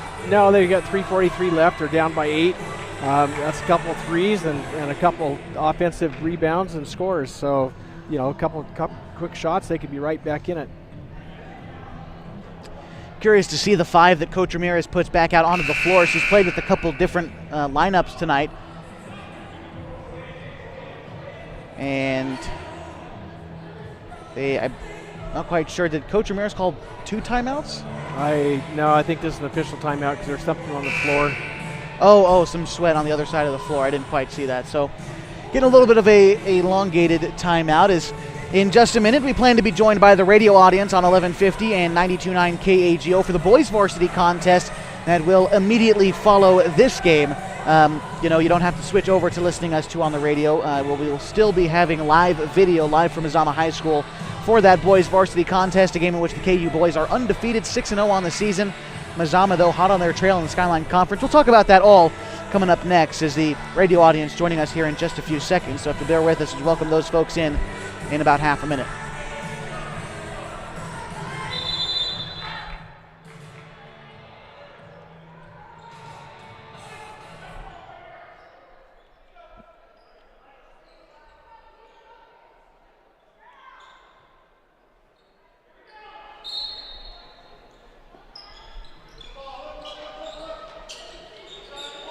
Mazama is going to inbound it.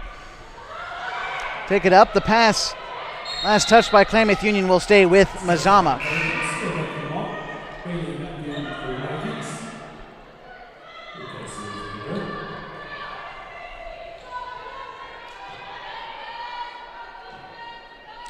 And we welcome you into the Les Schwab Tires Game of the Week on 1150 and 92.9 KAGO. I'm Josh Eldridge, joined by Dick North tonight. We are live from Mazama High School as we get ready for Mazama and KU boys basketball coming up in just a little bit. The girls varsity contest is going on right now, and it's still a fairly close ball game with 3:23 left to go in the fourth quarter.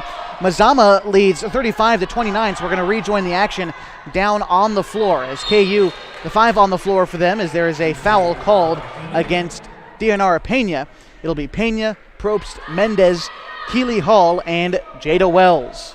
Appreciate you being with us tonight. And for those of you just joining us, Klamath Union has played from behind most of this game, but surging here about middle of the fourth quarter. Still plenty of time left on the clock, and Dick, still good defense is going to win them this ball game. It will. First free throw is good by Clemens. 5 on the floor for Mazama. It'll be Lease, Clemens, Bailey, Charkins, and Hill. And the second free throw is no good, so the score 36-29. KU's got it. 7-point game, goes out of bounds, still KU ball.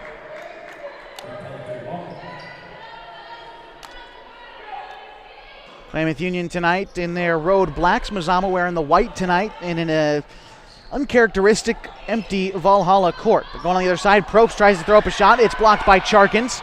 Charkins now trying to slow things down for Mazama. 3 minutes left to go in the fourth. They're up by 7.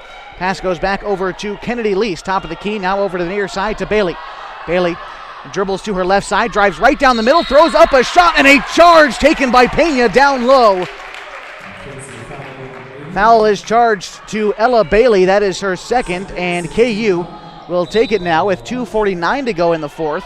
They trail by 7. Probst throws it ahead to Pena, puts it on the deck, tries to go inside, spins to her right, gets fouled. The shot no good, but she will shoot 2 at the line.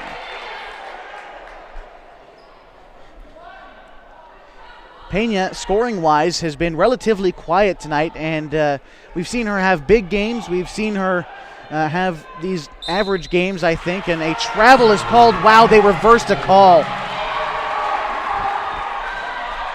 They reversed the charge call. Anyway, Mazama takes it. Inbound pass is going to go to Kennedy Lease on the far side. Lease is bothered by Mendez, and she travels as Mendez forces Lease to pick up the ball.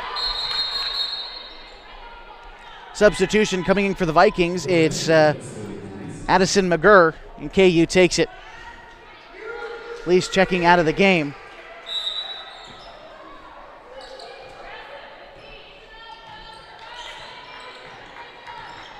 As Probst dishes it over to Pena near side. Pena takes a screen, dribbles left, trying to go down the middle with it, throws up a shot, no good. Ball goes out of bounds, last touched by Pena. As the ball went out of bounds, 2:24 left to go in the fourth, still a 7-point game. KU needs to produce a stop and a quick score. Timeout is called. We're going to stick with you through this one. 36-29, 2:24 to go in the fourth, and with every passing second the KU doesn't score, it becomes less and less likely that they'll come away with a win, but they are doing a good job of getting stops on the other side. They are. They're playing some really aggressive defense right now. I'm watching Keeley Hall underneath, and she's getting position every time down the floor. It's kind of fun to watch her. As a freshman, she is not giving up an inch of this basketball court. She's got a place she wants to be, and she's going to make sure she gets there. So, she's playing above her, however old she is, 14 years. Who knows how old she is, but 14 or 15. It's fun to watch these kids. But again, KU's got to take care of the ball. They can't have any turnovers. They've got to get some quick looks to the bucket. Pena's been kind of running the ball up the middle of the key and she's been making things happen. That's what she's going to have to do the remainder of this quarter if KU's going to come back, right? 7-point deficit, it's not unsurmountable.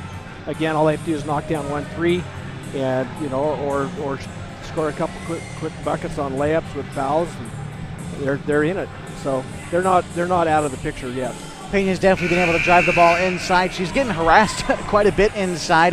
But that's the thing with Pena. We say it every game. She does not sell it when she gets fouled. She can take the contact, and it looks like it doesn't affect her, but she is getting fouled down there, and it can be kind of frustrating for her. You saw her questioning it down there on the floor. She doesn't come out in the 5 on the floor right now for KU. Coming out of the break, it's Probst, Hall, Wells, Garcia, and Mendez, as Mazama inbounds it with 2:24 left to go in the fourth.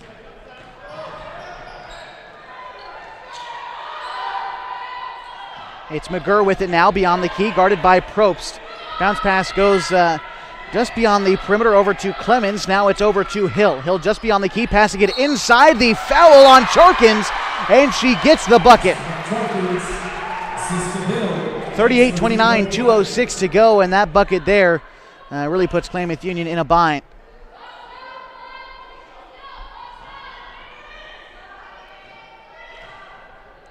The free throw coming up from Charkins is no good. Rebound is going to be grabbed by Hill for Mazama. She tries to go baseline, passes it back outside to Bailey, but it's stolen away by Probst. A foul will be called by Bailey. Or called on Bailey, rather, would be the correct way to say it. So that'll send Probst to the line for 1-1. 10 team fouls for KU, 7 for Mazama.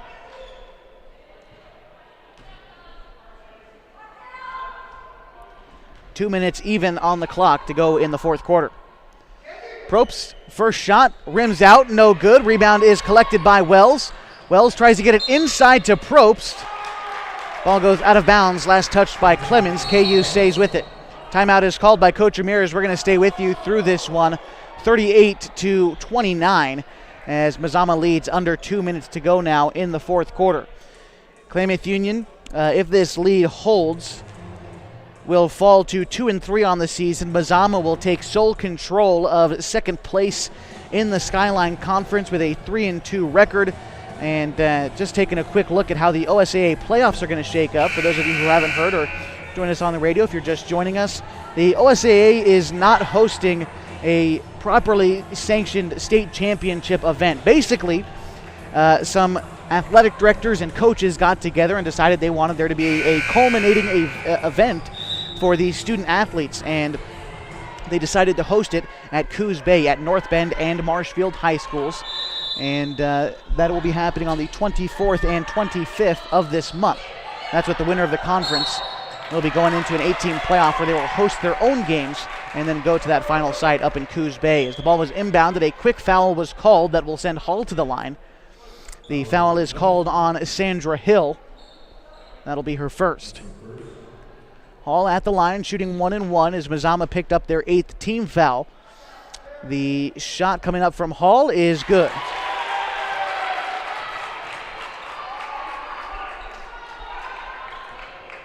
Second shot from Hall.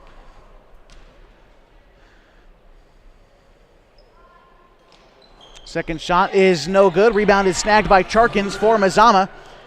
KU trying to put the press on and create a turnover some way. McGurr takes it now. McGurr pressured by Probst. Ball goes out of bounds. Last touched, I believe, by Mendez. So Mazama going to stay with possession. 1:43 left to go in the fourth. 8-point differential, 38-30. Inbound pass for Mazama goes over to McGurr. McGurr dribbling off to her left side, still beyond the key. Bounce pass goes over to Clemens on the far side, guarded by Mendez. Clemens takes a step back. She's about 25 feet out, kicks it over to McGurr. McGurr right at the Viking Nation sign. Bounce passes it over to Bailey, still beyond the key. Bailey hassled by Mendez, kicks it over to Hill. Hill played by Probst. 1:19 left to go in the fourth as Charkins beyond the key, drives inside, kicks it outside to Bailey in the far corner as Bailey dribbles it out back to about half court. Guarded by Probst, picked up by Mendez, and a foul is going to be called on Anna Mendez. That will create free throws coming up for Mazama.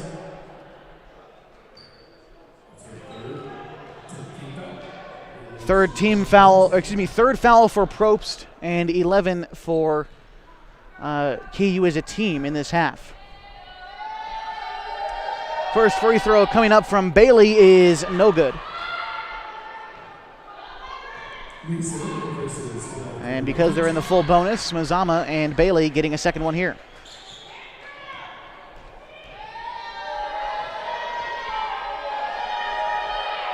Free throw is good, making the score 39-30. Probst taking it up, giving it over to Garcia. Garcia over to Wells, the near side. Wells trying to get it inside to Probst, with the ball knocked away by Clemens, and she's going to slow it down for Mazama as the pass goes cross court to Lease. 53 seconds left to go now. Back over to, well, Lease got it back. Lease over to McGurr. McGurr dribbling on the far side. 45 seconds left to go. Clemens on the far side, kicking it back over to Lease. Lease to McGurr now on the near side.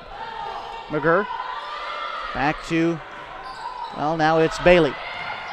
Bailey spinning to her right, now dribbles left, kicks it over to McGurr. 28 seconds left to go, and they foul her.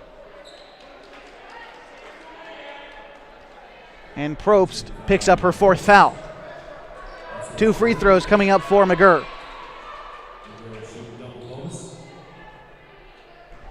That's the 12th team foul for KU in this quarter. In this half. As McGurr stepping to the line. First free throw, good. Pena checking into the game. Will sub out for Garcia.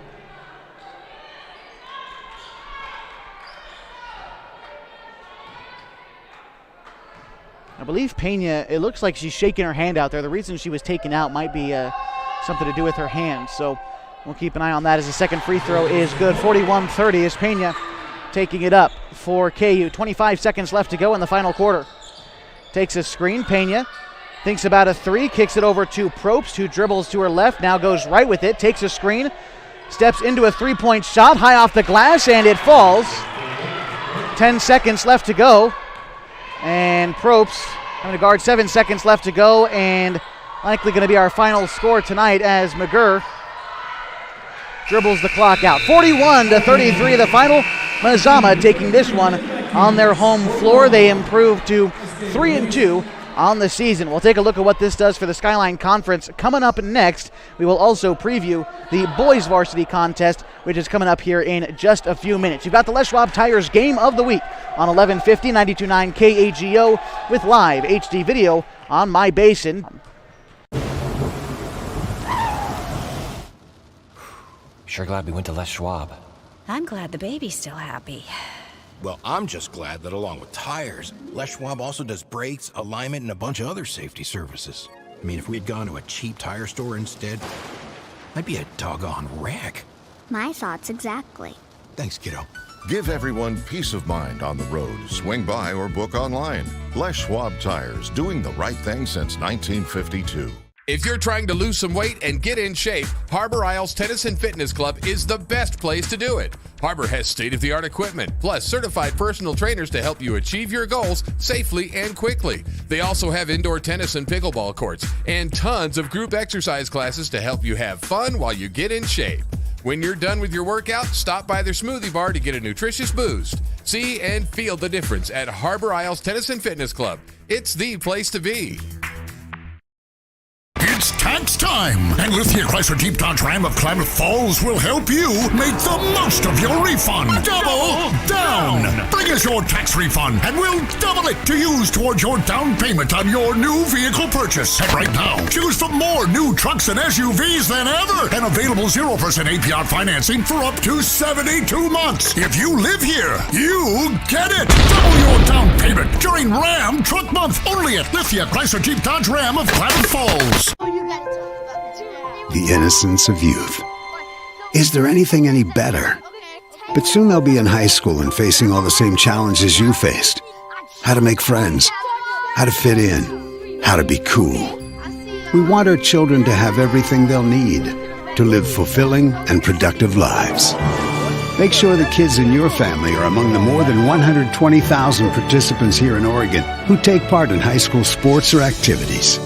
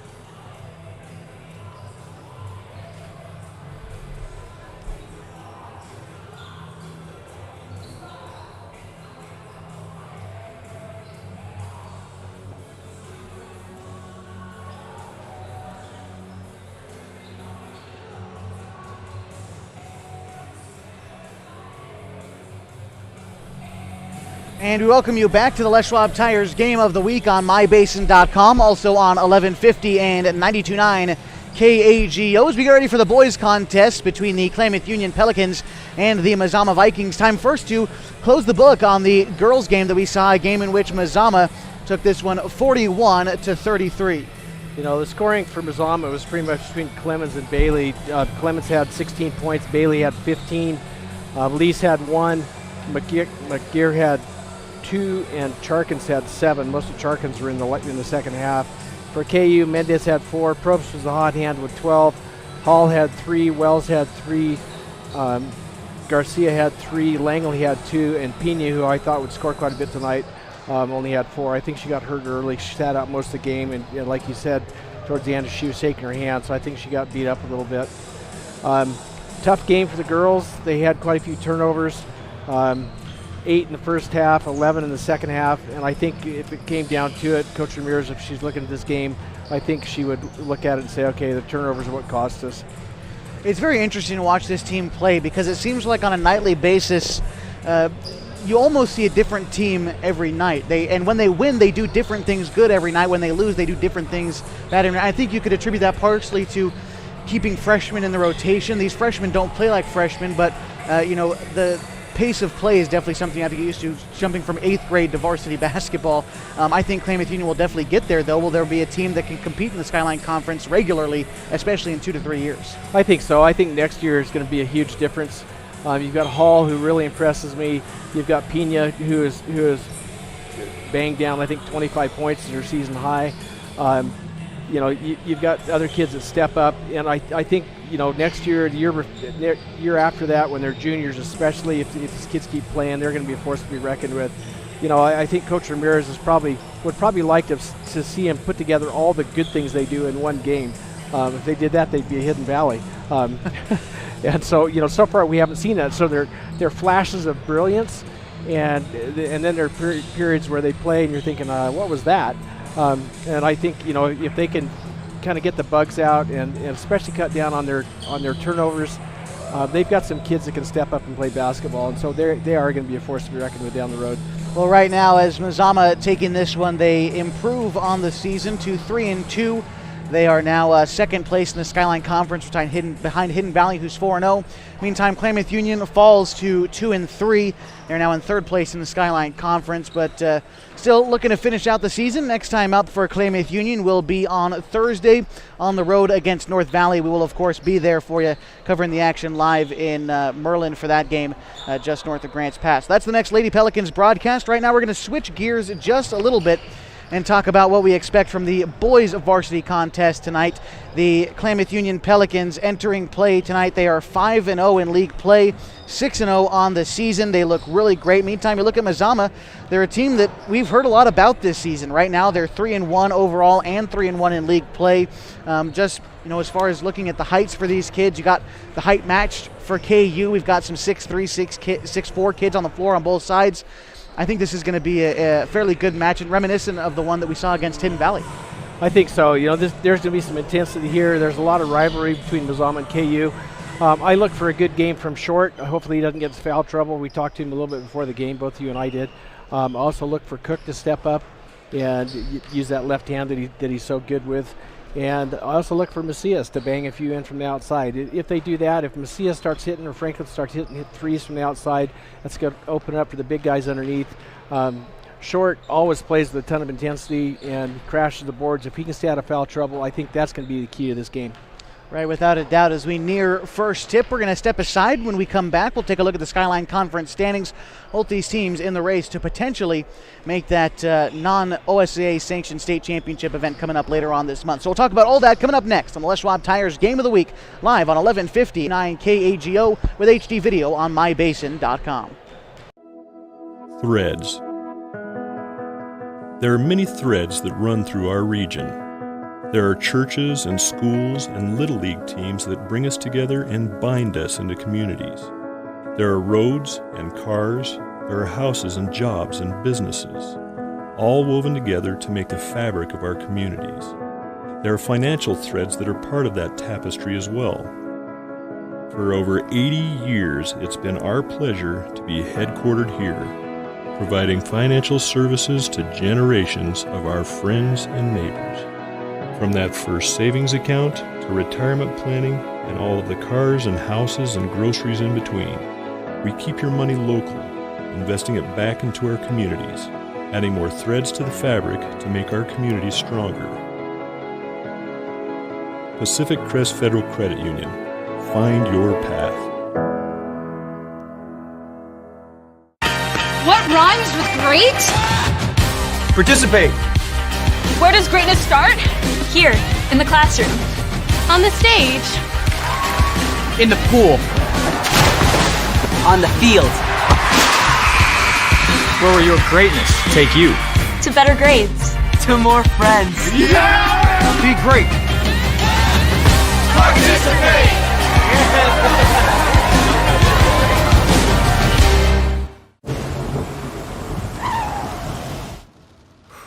Sure glad we went to Les Schwab.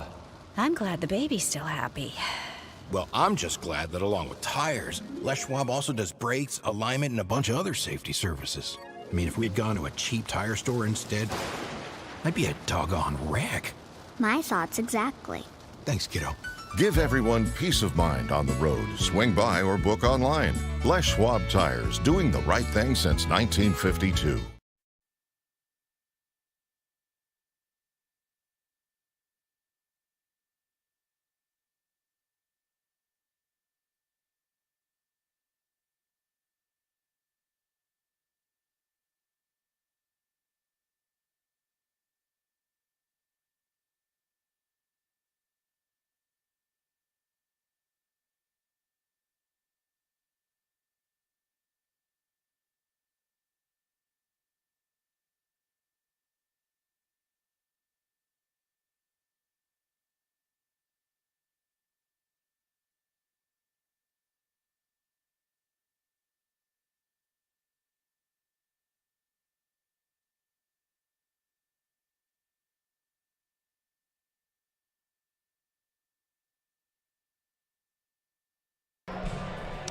And we welcome you back to the Les Schwab Tires Game of the Week, live on 1150 and 92.9 KAGO with HD video on mybasin.com. I'm Josh Eldridge, joined by Dick North. Really appreciate you joining us for this Skyline Conference matchup between the Klamath Union Pelicans and the Mazama Vikings. Entering play tonight, Klamath Union undefeated on the season. They are 6-0 in overall and 4-0 in league play. Let me get that fixed for you, those of you watching on mybasin.com. 4-0 in league play. They have looked great all season long, and playing tonight against Mazama, who is 3-1 overall and in league play, has had 0 non-league games. They started off their season with a win against Phoenix. They then lost to Hidden Valley. Since then, have won 2 straight, one on the road against Henley and one hosting North Valley here back on Thursdays. We take a quick look now at the Skyline Conference standings. No surprise, the undefeated team on top, Klamath Union. It's something of note. Klamath Union has scored, by my count, 111 more points than they've given up this season. 345 to 234 should tell you the kind of caliber team that Klamath Union is. Hidden Valley is right behind them in the Skyline Conference. They are 3-1. Mazama right behind them, also 3-1. So the Vikings tied for second place coming into tonight's matchup.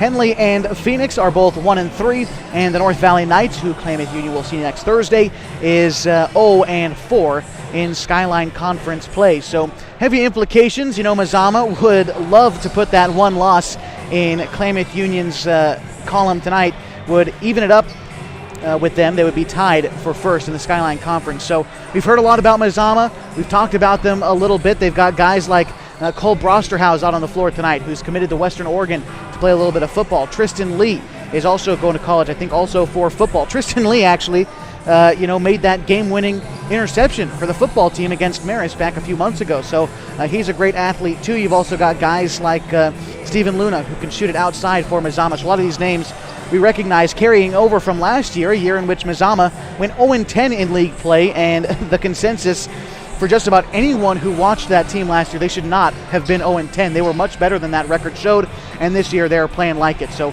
providing a test to Klamath Union tonight. They're on their home floor as well. We talked about it a little bit in the girls' game, but it's been a while since Klamath Union has played on the road, and definitely in a well as hostile as this about half-full gym can be, they are playing on the road tonight, so definitely a different look coming through for these Pelicans as they take on the Mazama Vikings.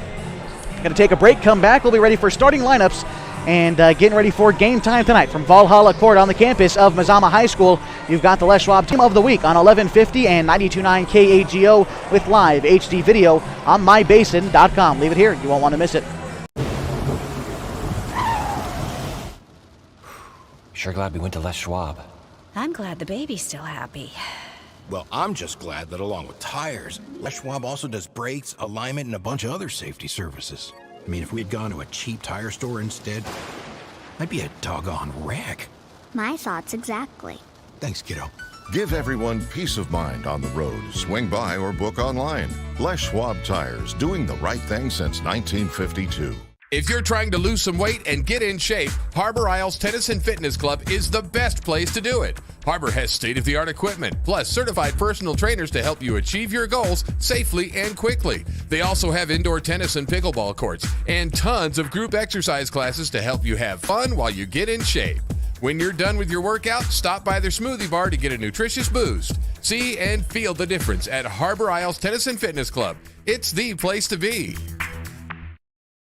It's tax time! And Lithia Chrysler Jeep Dodge Ram of Klamath Falls will help you make the most of your refund. Double down! Bring us your tax refund and we'll double it to use towards your down payment on your new vehicle purchase. And right now, choose from more new trucks and SUVs than ever and available 0% APR financing for up to 72 months. If you live here, you get it! Double your down payment during Ram Truck Month only at Lithia Chrysler Jeep Dodge Ram of Klamath Falls. The innocence of youth. Is there anything any better? But soon they'll be in high school and facing all the same challenges you faced. How to make friends, how to fit in, how to be cool. We want our children to have everything they'll need to live fulfilling and productive lives. Make sure the kids in your family are among the more than 120,000 participants here in Oregon who take part in high school sports or activities. And we welcome you back inside Valhalla Court for tonight's Les Schwab Tires Game of the Week between the Klamath Union Pelicans and the Mazama Vikings. We take a look now at the starting lineups for the Klamath Union Pelicans. They're going to have the junior, number 11, Pablo Macias. Another junior, number 14, Vaughn Wata. You're also going to have a senior, number 3, Aaron Franklin. And you're going to have the two seniors, Jacob Cook and Garrett Short, down low. Taking a look now at the starting lineups for the Mazama Vikings. The guard, a senior 5'9", Steven Luna. Number 0, the senior 5'10", Robbie McEachran. Number 24, the junior, standing 5'11", Daniel Yancey. Number 4, the senior 6'2", Cole Brosterhouse. And finally, a senior standing 6'3", number 3, Tristan Lee. The Klamath Union Pelicans are coached by Ed Case. The Mazama Vikings are coached by Justin Davidson. As we appreciate you joining us tonight for this special presentation of the Les Schwab Tires Game of the Week. Mazama tonight in their home whites. They've got the white jerseys with some blue trim down the side of their shorts. Their numbering and lettering is in blue. For Klamath Union tonight, they've got their road blacks on. They've got red lettering with white trim, Pels across the front. We get started. Klamath Union starting with the ball tonight. Garrett Short is going to bring it up across the big Viking Nation logo midcourt. Kicks it over to Vaughn Wata on the near side. Bounce pass goes inside to Jacob Cook on the right block. Trying to go inside, kicks it back out to Short. Short, bounce pass over to Wata. Far corner 3, splashes it, and that's how we get things started tonight for Klamath Union. Credit the points to Vaughn Wata as he gets things started tonight. 3-0, 7:35 to go in the first. Luna taking it up against Macias as Luna trying to dribble now to his right. He's going to hand it off to the near side to McEachran. McEachran, bounce pass goes inside to Lee, who goes up off the glass. No good, rebounded by Short. Macias now taking it to the front court for KU. Pass ahead goes to Franklin. Franklin, no one guarding him, looks at 3, no good. Rebound grab by Mazama, snagged by Daniel Yancey. Yancey handing it off to Luna as he takes it up the court for Mazama. Playing slow, the Vikings, that's what they like to do. Coached by second-year head coach Justin Davidson. Pass goes over to the near side to, I believe that was Yancey. Tries to get it inside to Brosterhouse, but the ball stripped away. Klamath Union with it now as Short takes it up. The Pels lead 3-0 with 6:47 to go in the first. Pass over to Wata on the near side. Gets it out to Cook beyond the key. Now to Macias, far side. Bounce pass inside to Short on the left block. He tries to kick it out to Franklin, and the ball slips right through Franklin's hands out of bounds. A turnover for KU. Mazama going to inbound it from the far sideline in front of what would normally be a packed student section, but sparse filling on the other side of Valhalla Court with the big Viking painting. As Steven Luna dribbles it on the near side, snagged away by Pablo Macias as he picked his pocket. Macias and Cook in the 2-on-2 fast break. Macias inside pass to Cook, couldn't handle it. It was a good idea by Macias to make that pass, but maybe a little bit close to Cook for him to handle that as the ball rolls out of bounds. Back-to-back turnovers now for KU as Mazama is bringing it up. Steven Luna bringing it up, guarded by Macias, picked up at about half court, passing it onto the near side over to Yancey. Yancey trying to dribble baseline onto his left side. Bounce pass goes outside to Luna. Luna now driving inside. Passes it outside to Lee on the near side. Lee goes to work down low against Cook. High off the glass, no good. Rebounded by Macias. Macias passing it over to Short. He's about midcourt. Short over to Wata now on the near side, on the right side of the three-point arc. Pass across court to Macias. Left side, three-point jumper is good. Nothing but net on the way down as Macias gets 3 points, his first points of the night. 6-0, 5:36 to go in the first. Luna kicks it out to Yancey on the far side. Yancey tries to answer with the three. It's no good. Picked up by Short, and the Pelicans take it the other way. Pass in the front court goes out of bounds as Wata couldn't quite handle it. And it'll be Mazama basketball with 5:26 to go in the first. KU leads 6-0. Luna guarded at about half court. Macias picking him up early as Luna loses the dribble, passes it over to Lee, back to Luna on the far side. Luna takes the Yancey screen, free throw line jumper, no good. Rebound grab by Cook. Over to Short. Short picked up by Brosterhouse. Brosterhouse slacking off Short a little bit, allows a pass over to Franklin. Franklin getting it inside to Cook, throws it up with his left hand and is fouled. The shot no good, but it will send Cook to the line with 4:52 to go in the first. Cook shooting at about 75% at the line this season, getting his first chance of this game. First free throw from Cook is no good, hits off the left side of the rim. Our officials tonight, Craig Connor, Craig Caldwell, and Rick Batzel. Cook's second free throw is no good. He goes 0 for 2. Andy Yancey gets the rebound, hands it off to Luna. Luna racing it up, passes it outside to Lee. Lee over to McEachran, now back to Luna. Luna takes another free throw line jump shot. That one is also no good. Rebound grabbed by Franklin. Gives it over to Short, who'll take it across the timeline for KU. Short out to Franklin. Franklin dribbling baseline on the far side. The ball goes out of bounds, last touched by Yancey. So KU will stay with it. Short going to inbound under the bucket. Inbound pass goes to the outside to Macias. Catch and shoot three off the front of the rim. No good. Goes out of bounds. Mazama ball.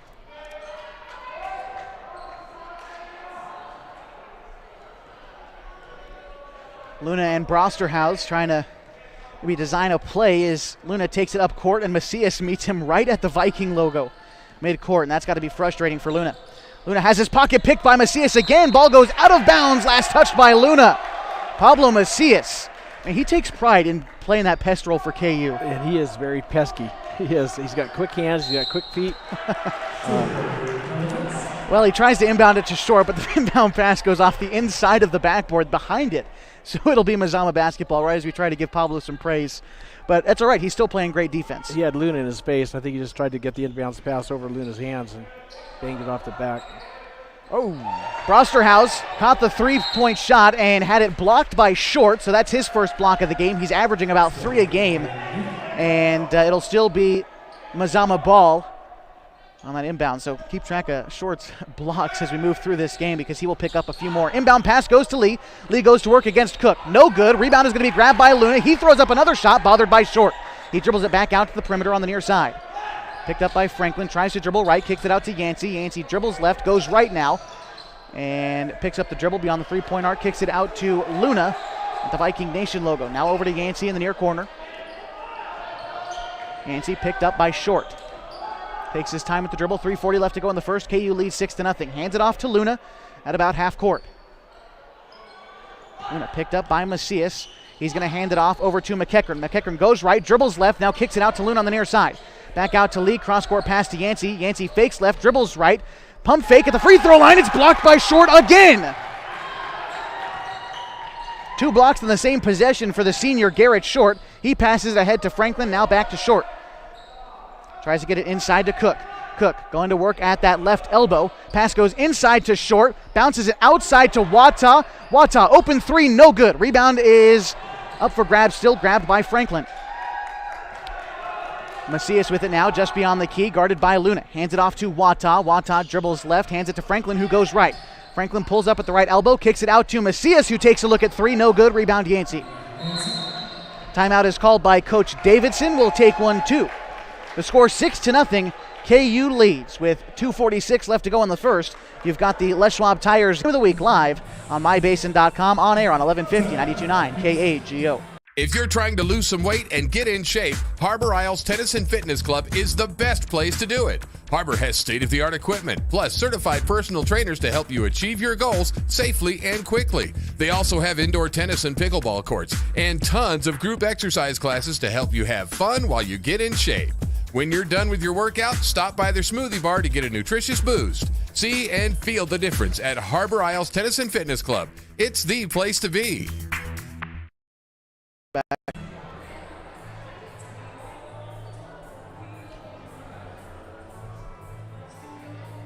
And we welcome you back live at Mazama High School at Valhalla Court for tonight's matchup between the Klamath Union Pelicans and the Mazama Vikings. KU leading 6-0, 2:46 to go in the first. Dick, you and I were talking about it.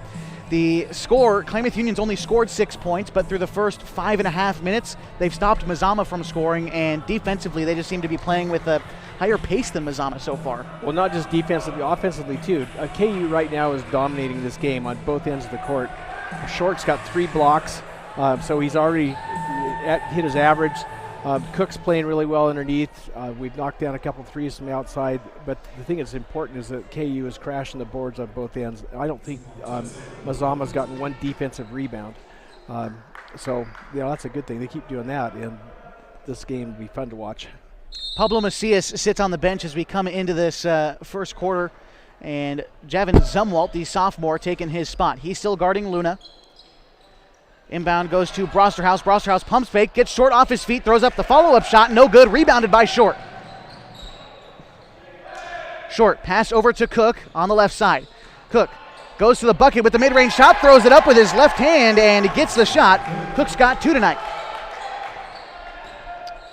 Luna on the other side, kicks it to McEachran. McEachran goes right, dribbles left, steps back, over to Brosterhouse, pump fakes a 3, dribbles to the free throw line, kicks it out to Luna. Luna goes inside, 8-foot floater, no good. Rebound is going to be snagged by McEachran, who goes up with the layup to get Mazama their first points of the night.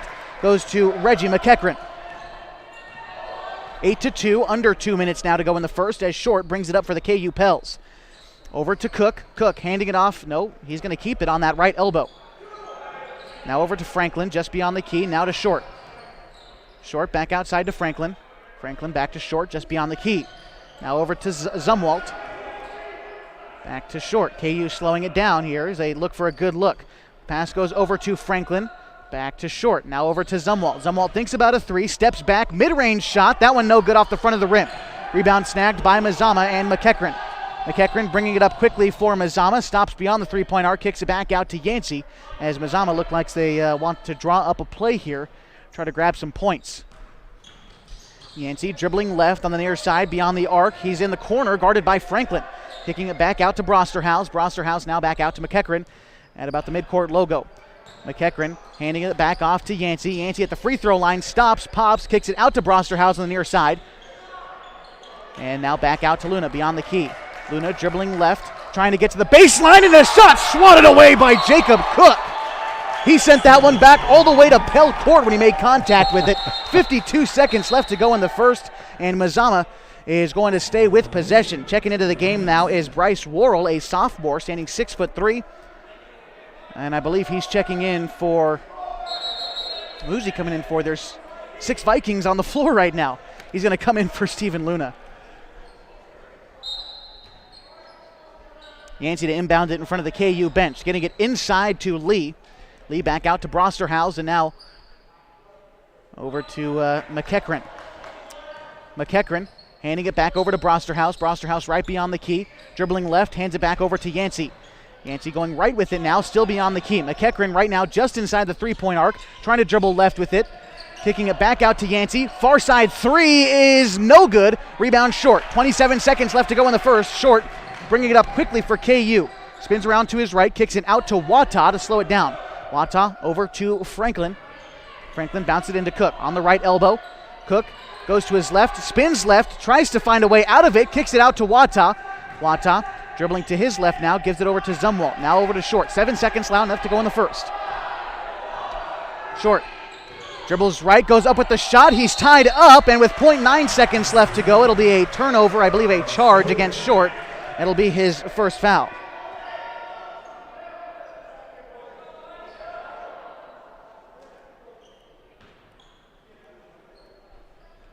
Inbound pass goes to Brosterhouse with 0.9 seconds. Cross-court heave is no good.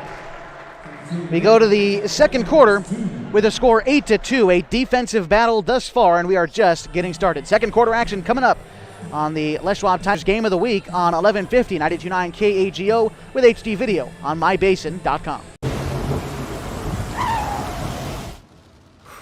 Sure glad we went to Les Schwab. I'm glad the baby's still happy. Well, I'm just glad that along with tires, Les Schwab also does brakes, alignment, and a bunch of other safety services. I mean, if we had gone to a cheap tire store instead, I'd be a doggone wreck. My thoughts exactly. Thanks, kiddo. Give everyone peace of mind on the road. Swing by or book online. Les Schwab Tires, doing the right thing since 1952. I'm going to keep track of the blocks this time.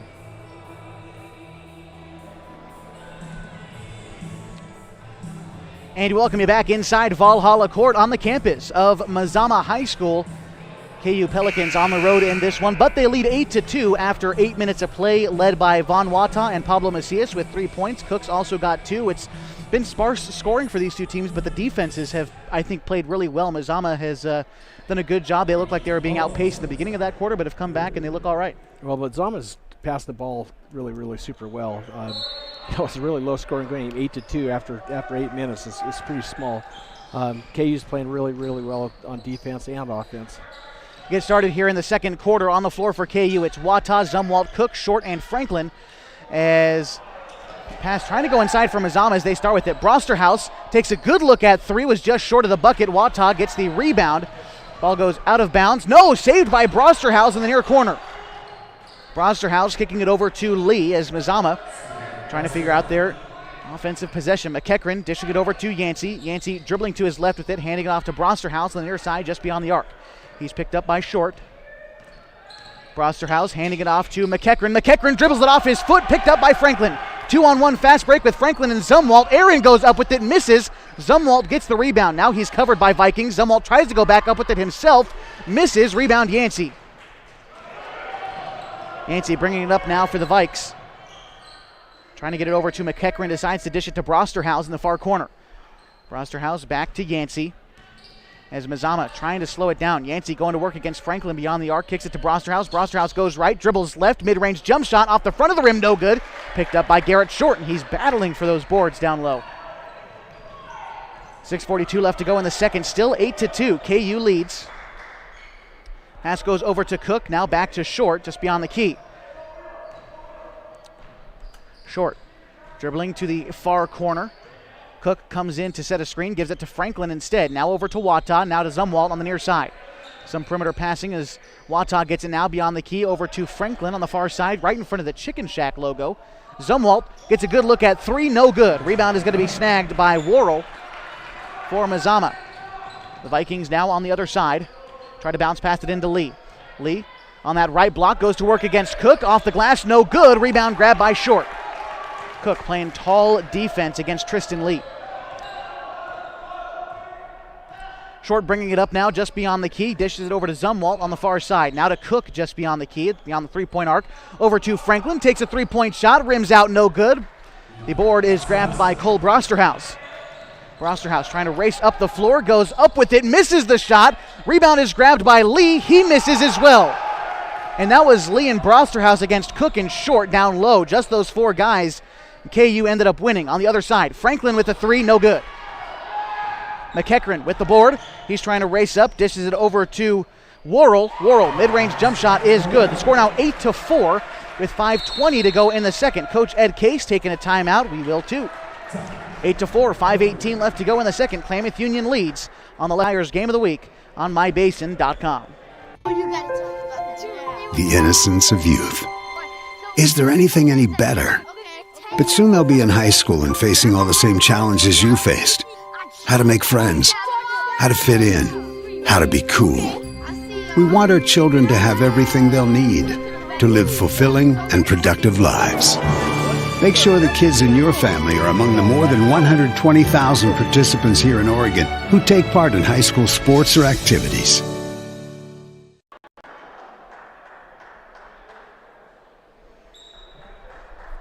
Welcome you back inside Valhalla Court on the campus of Mazama High School. 8-4 the score. KU leads in a defensive battle so far. 5:16 to go in the second. KU starts with the ball. On the floor, it's Short, Franklin, Macias, Wata, and Cook.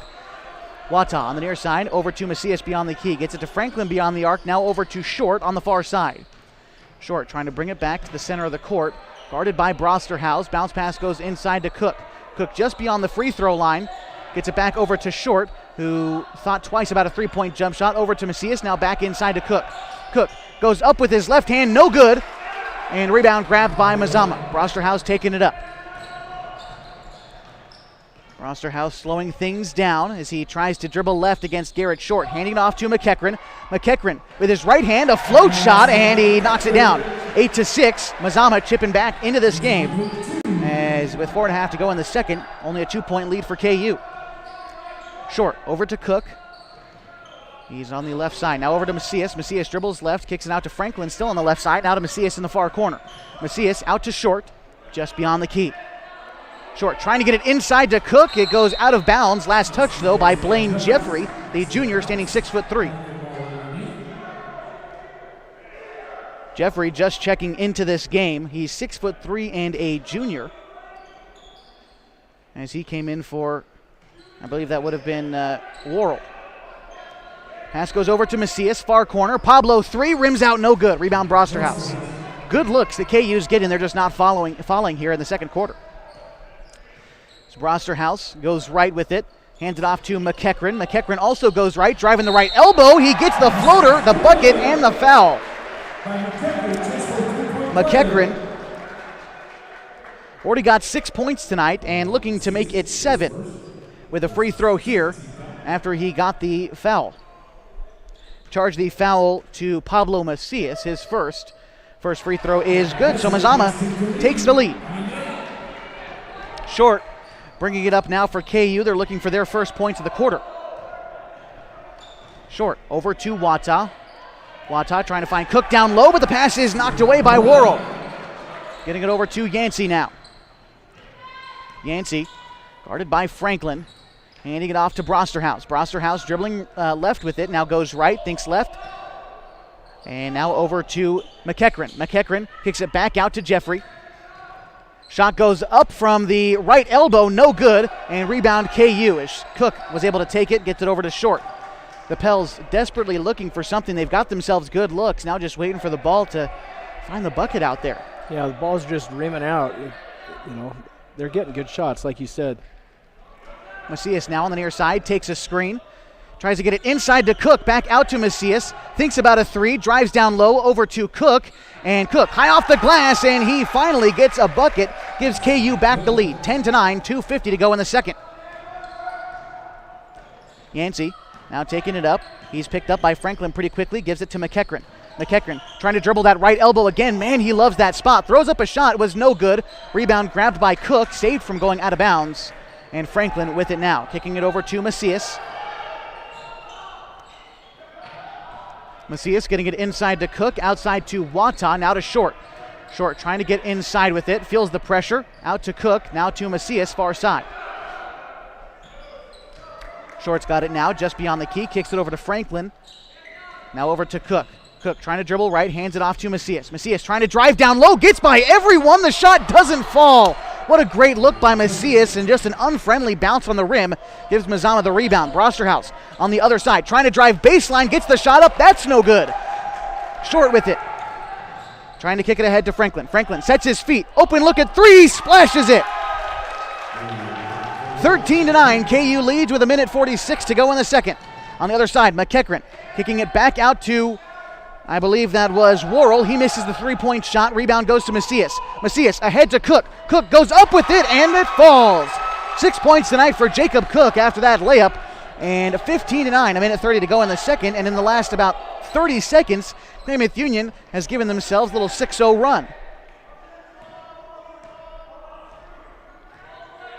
McEachran now on the other side. He's going to hand it off to Yancey. Yancey picked up by Wata. Just about beyond the key. Bounce goes inside to Jeffries. Jeffries tries to dribble on the right side, goes up with the shot, and is fouled by Cook. Actually, I think that was just a block. Was it stayed out of bounds? Yeah. I thought I saw the foul call, so good eye there, Dick. I appreciate you for that one. Luna to inbounds. Jeffries going to stay in the game, too. Oh, pardon me. Jeffries checks out. Inbound pass goes to McEachran. He throws up a shot from about 7 feet out. He gets fouled. No bucket, so he gets free throws. We know that one's a foul, right? You want to check that for me? That was a foul. Okay. That was going to be on Macias. All right. That's Macias' second foul. Love to see him stay out of foul trouble. Likely not going to see him for the rest of this half with only 1:07 left to go, and Zumwalt getting ready to check in. So far tonight, McEachran has got 7 points. He's 1 for 1, make that 1 for 2 from the free throw line. Just like we thought, Macias taking a seat on the bench, and Zumwalt checking in. Same time as Steven Luna checks in for the Vikings. Second free throw, no good. Battle on the glass, and it's won by Cook. Still 15-9 with 1:02 left to go in the second. Short. Getting it over to Watan, near side, back over to Short. Short over to Zumwalt, just beyond the key. Zumwalt bounce passes it to Cook. Cook fakes right, goes left, spinning around, back out to Zumwalt. Zumwalt head fakes, goes right, bounce pass outside to Short. Short goes inside, kicks it out to Wata, far corner. Wata, open three, no good. Rebound by Franklin. He puts back up the shot. It falls. 17-9, 37 seconds left to go in the second. And that's 2 points tonight for Aaron Franklin. Brosterhouse on the other side misses the shot. And KU takes it now with 28 seconds. The Pels racing up the floor, and I believe a foul is going to be called on Garrett Short.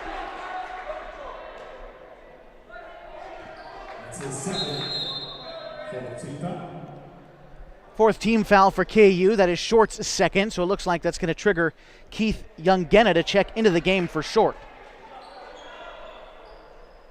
Youngena, as we have a pause in the break now, every time we're at Pell Court, not sure if we're going to see it tonight, but Youngena staying late every single night. He's the last one out of the gym, putting up shots for at least until I leave, which is about an hour after the game ends every night. Well, the kid loves basketball, and he works hard. He doesn't take too many shots when he's on the floor, which, that's just a confidence thing, I think. But he's a hard worker. As Mazama taking it now, Steven Luna has it at about 30 feet out on the near side. Luna takes a screen, dribbles right with it, spins around to his left, throws up a 10-foot shot, no good. Rebound by Mazama. Full court heave by Von Wata is no good. We go to halftime with a score of 17-9, a low-scoring affair in which Klamath Union lead. Going into halftime, we'll take a look at the halftime stats and a look at the Skyline Conference when we come back on the Les Schwab Tires Game of the Week on mybasin.com, on air on 1150, 92.9 KAGO. Sure glad we went to Les Schwab. I'm glad the baby's still happy. Well, I'm just glad that along with tires, Les Schwab also does brakes, alignment, and a bunch of other safety services. I mean, if we'd gone to a cheap tire store instead, I'd be a doggone wreck. My thoughts exactly. Thanks, kiddo.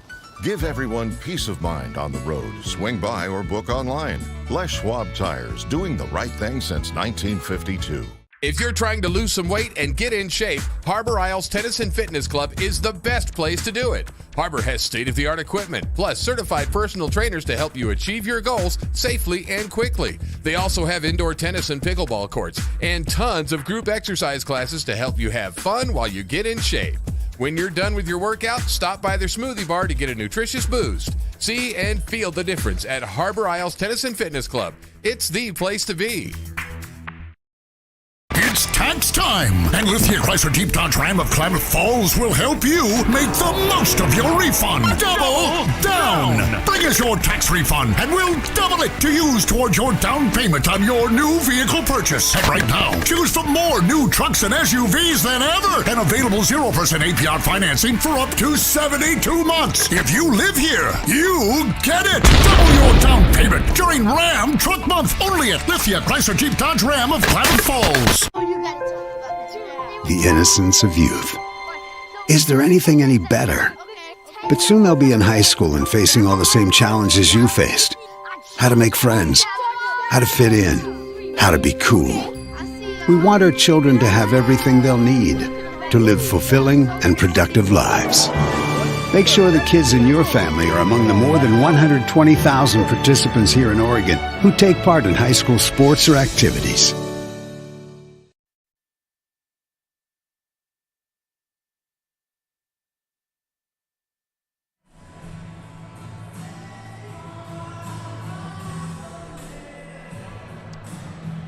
Welcome you back live to Valhalla Court on the campus of Mazama High School. 17-9 the score after 16 minutes. Dick, it has been a defensive showdown. Mazama they only had 2 kids score this whole game. That's right. They only scored 2 points in the first quarter. McEachern has 7 points of Mazama's 9, and Worrell has 2. So that's what Mazama has right now, is a total of 9.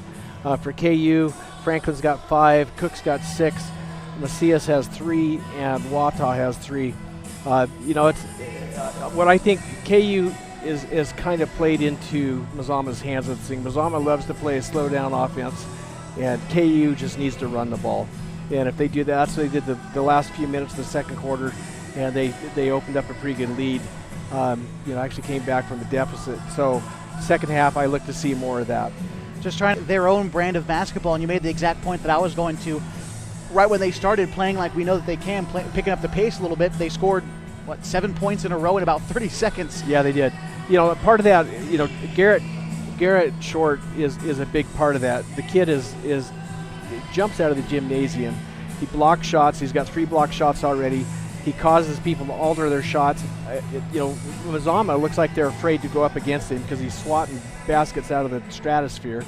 Cook is the same way, and so Mazama's just pass the ball around the perimeter, and it looks like they're hoping that KU just falls into their game plan, and they're hoping to have a really low-scoring game. I know that's what they did when they played Henley. And again, KU can't let that happen. They've got to just be run and gun like they normally do.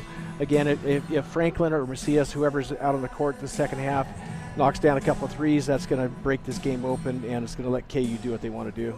Right, 17-9 the score at halftime. We're going to take a break, and when we come back, take a look at the Skyline Conference standings as they are right now. Klamath Union in first place. We'll tell you where Mazama falls coming up next on the halftime show on 1150 and 92.9 KAGO, live HD video on mybasin.com.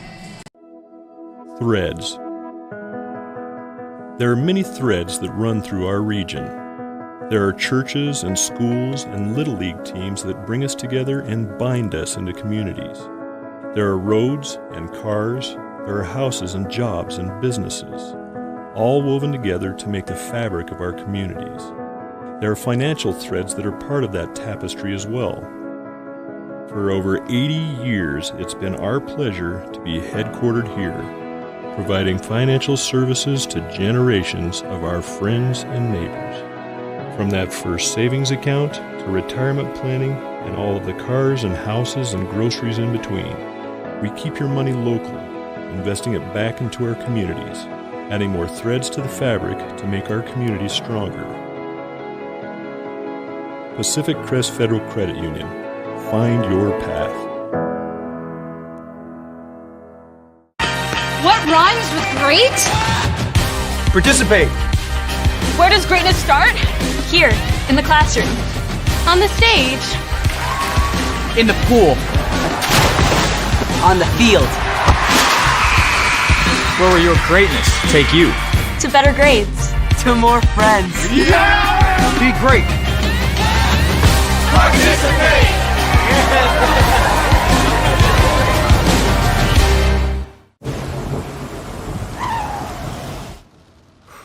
Sure glad we went to Les Schwab. I'm glad the baby's still happy. Well, I'm just glad that along with tires, Les Schwab also does brakes, alignment, and a bunch of other safety services.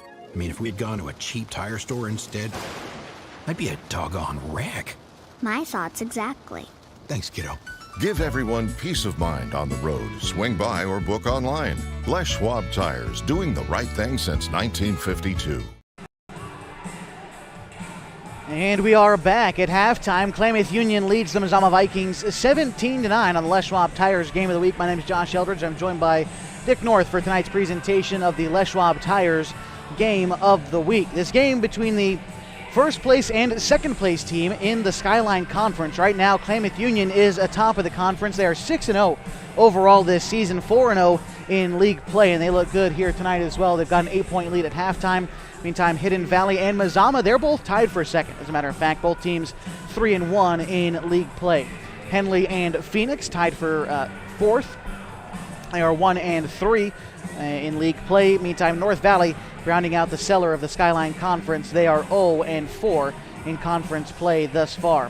One other Skyline Conference game going on tonight, and that would be between North Valley and Hidden Valley over in Murphy. The Mustangs hosting that game, and apologies, two Skyline Conference games going on tonight with Phoenix hosting the Henley Hornets. So a lot of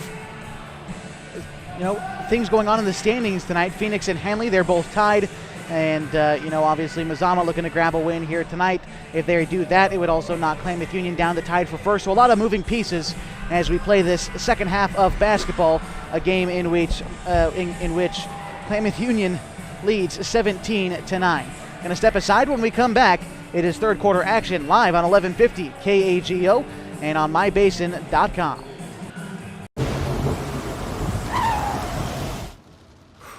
Sure glad we went to Les Schwab. I'm glad the baby's still happy. Well, I'm just glad that along with tires, Les Schwab also does brakes, alignment, and a bunch of other safety services. I mean, if we'd gone to a cheap tire store instead, I'd be a doggone wreck. My thoughts exactly. Thanks, kiddo. Give everyone peace of mind on the road. Swing by or book online.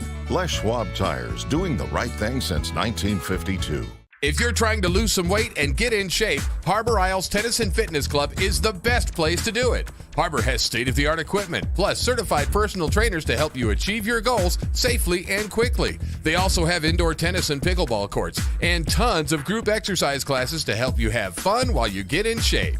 When you're done with your workout, stop by their smoothie bar to get a nutritious boost. See and feel the difference at Harbor Isles Tennis and Fitness Club. It's the place to be.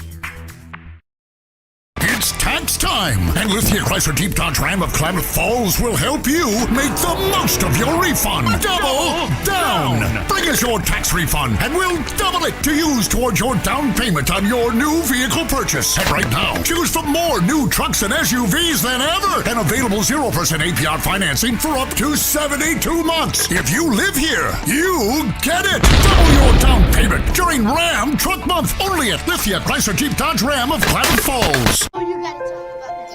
The innocence of youth. Is there anything any better? But soon they'll be in high school and facing all the same challenges you faced. How to make friends, how to fit in, how to be cool. We want our children to have everything they'll need to live fulfilling and productive lives. Make sure the kids in your family are among. And we welcome you back live inside Valhalla Court on the campus of Mazama High School. Third quarter action coming up as we jump right into it. Cutting halftime a little bit short. KU leads 17-9, and they start with the basketball going from right to left. Aaron Franklin, Garrett Short, Jacob Cook, Von Wata, and Pablo Macias on the floor. Wata kicking it over to Macias, who tries to drive inside, kicks it outside to Short, thinks about driving the lane, dribbles back out, now over to Franklin. Franklin just beyond the key, gives it over to Short, tries to get it inside to Cook. Cook on that left block. Tries to go to work against Lee. Does. Goes right. Spins left. Throws it up off the glass. And it falls for Jacob Cook tonight. That's 8 points. 10-point lead now for KU. That's their biggest of the night as Steven Luna, guarded by Macias. Macias has 2 fouls tonight. Kicking it over to McEachran. McEachran trying to dribble the baseline, steps back, kicking it over to Lee. Lee over to Luna, now on the near side. Luna trying to dribble inside, has his pocket picked by Macias, and Pablo called for the foul. And that'll be his 3rd tonight. Javin Zumwalt going to check in as Pablo picks up his 3rd. You know, if Pablo could just back off just a hair, it would make a huge difference. Inbound pass goes to the backcourt to Luna, and he brings it up against Zumwalt. Hands it off to McEachran. McEachran beyond the key, giving it over to Yancey. Yancey handing it over to Luna as he dribbles in. Kicks it outside to Brosterhouse. Brosterhouse head fakes a 3, goes inside and hits the foul and the bucket. Cook was standing right there, went right over Cook, and that's one of those things where, you know, it looks like the right call maybe in real time a little bit, but the thing is Cook doesn't sell that foul. If he falls on the floor there, takes the same amount of contact. If he just falls on the floor, that's a charging call. Brosterhouse's first free throw is good. 19-12, and Luna picks up the inbound pass, and a foul is called on Steven Luna. Is it on Luna or is it on Zumwalt? I'm not sure who it's on. That's on Zumwalt? Zumwalt didn't get he swung his arm around. Okay, I guess, you know, you can live with that. 6:42 to go in the second, 19-12. Inbound pass goes to Lee on the near side. Back outside to Luna. Luna dribbles to go inside the paint, throws up a floater off the glass, no good. Rebound Zumwalt. He loses the handle. Luna picks it back up, tries to get it to Yancey. Ball goes out of bounds. KU ball.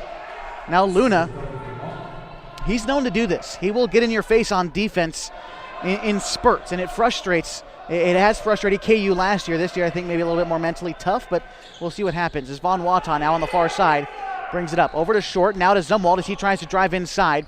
Zumwalt on the left block, kicks it out to Franklin. Now over to Short beyond the key. Short dribbles into a 3-point shot off the front of the rim, no good. Rebound goes to McEachran. McEachran dribbling it up, and he tries to drive baseline against Wata on the far side. Gets it over to Lee. Lee on that left elbow going inside against Cook. Lee going hard against Cook, throws it up off the glass, and it's no good. Rebound grabbed by Short with 5:50 left to go in the third, 19-12. Cook on the far side, dribbles in, now hands it back off to Zumwalt just beyond the key. Zumwalt to Franklin. Franklin now over to Short. Zumwalt now on the far side, just the right side of the key, kicks it over to Short just beyond the arc. Now Franklin, right side. Over to Zumwalt, over to Wata, now to Zumwalt. Zumwalt, catch and shoot, 3 is good! 22-12, KU's got it back up to a 10-point lead. Luna working quickly on the other side, has the shot bothered by Zumwalt. Ball still loose, picked up by Lee, and he gets tied up with Cook. Pretty good there. They made a human pretzel under the bucket. I believe possession is going to stay with Mazama. As the Vikings take it from under the bucket, they trail by 10, 5:13 to go in the third, 22-12. Luna trying to find someone to inbound it to, can't find anyone. 5 seconds. No, timeout called by Coach Davidson just before 5 seconds. That was close for Coach Davidson. So timeout, we'll take one too. 22-12, 5:13 to go in the third. You've got the Les Schwab take on mybasin.com.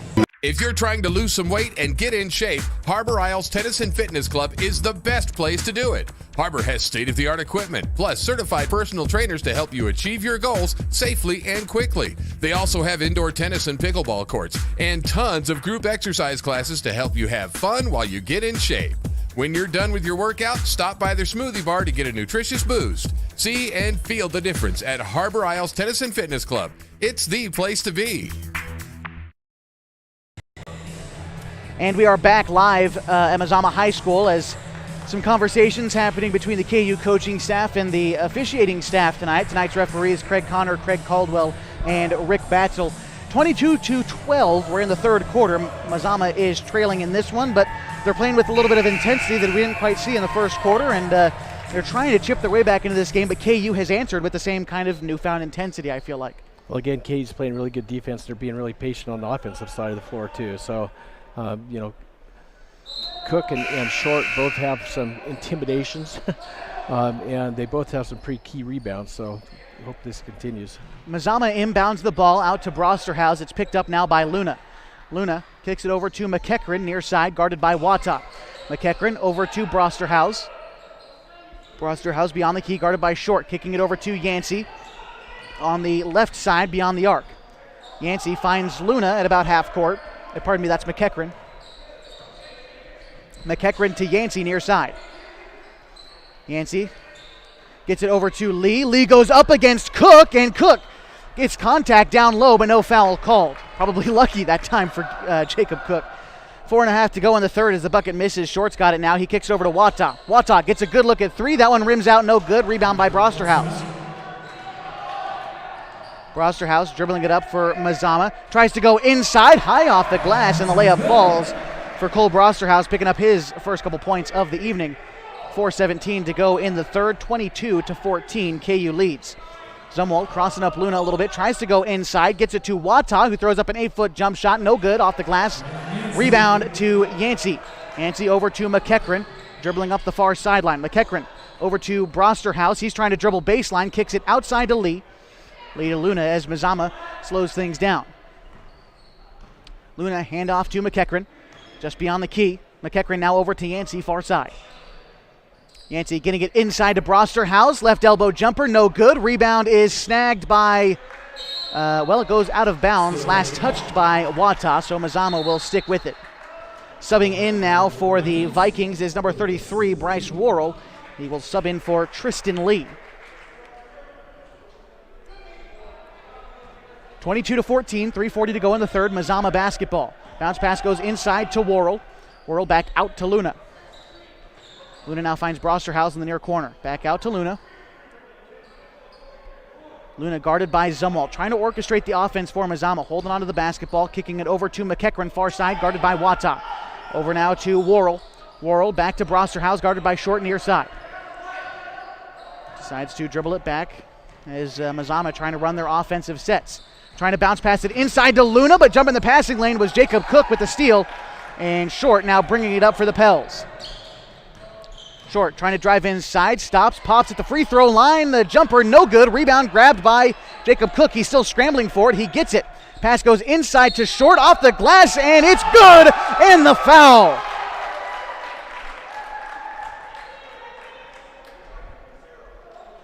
Garrett Short getting the layup, and a blocking foul is going to be called on McEachran. It'll send Short to the line for one free throw with 2:57 left to go in the third. A chance to bring the lead out to an 11-point lead. That would be KU's biggest of the night. The free throw from Short off the front of the rim, no good. Rebound grab by Mazama. Passing the front court to McEachran. McEachran to Yancey, who goes up against Zumwalt, gets the layup. 24-16, 2:48 to go in the third. As it's now Jacob Cook going to work on the right block. Gets it inside to Zumwalt, off the glass, no good. Rebound still up for grabs, and that's going to be against Cook over the back.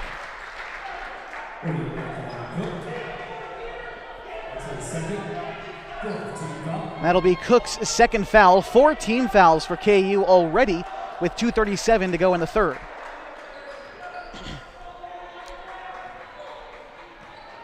Luna dribbling it up slowly for the Vikings. Bounce pass goes inside to Yancey on the right elbow. He tries to dribble in, gets Franklin off his feet, throws up a shot, and it's good. 24-18, 6-point game. 2:22 to go in the third. KU leads. Short thinks about a three-pointer, hands it over to Cook. Cook now back to Short beyond the key. Short dribbling to his left, spins around, outside to Franklin. Franklin dribbling right and loses a handle as he is fouled by Yancey. That'll be the second team foul for Mazama with 2:08 to go in the third. The first foul on Yancey. And Franklin will inbound it on the baseline. On the sideline right in front of KU's bench. Goes over to Short. Short tries to get it inside to Cook, loses the handle, but Franklin snags it back. Over to Short, gets it inside to Cook now, right under the bucket. He gets fouled, no bucket, so Cook will be sent to the line for 2 free throws. 24-18, 2 minutes flat to go in the third, and both offenses picking things up here in the third quarter. Both teams playing with a little bit more intensity. First free throw from Cook is good. He thought it wasn't going to go in. You saw a little head over, head in his hands there. Yeah, yeah, definitely. He willed that one in. He did. Checking back into the game will be McEachran. Second free throw from Cookie off the back of the rim, no good. Rebound by Short. Short trying to go inside on the right side. Gets it inside to Cook, and Cook is fouled. That'll be the fourth team foul for Mazama. And a foul on McEachran. Short to inbound it under the KU basket. Short gets it outside to Wata just beyond the key. Wata now to Franklin near side. Franklin gets it inside to Short on the left elbow. Short trying to dribble in, gets it, nope, decides to jump it inside to Cook. Cook goes up, and with that left hand, it is so pretty. 27-18, a minute 40 to go in the third. Luna brings it up, dishes it over to McEachran. McEachran near side, trying to dribble baseline, step back, mid-range jump shot off the back of the rim, no good. Rebound Franklin. Gets it over to Short. Short brings it across the timeline for KU. Guarded by Brosterhouse. And Short on the far side. Tries to get it into Cook. Cook out to Wata. Corner three, good! 30-18, a minute 11 to go in the third. That's Wata's second three-pointer tonight.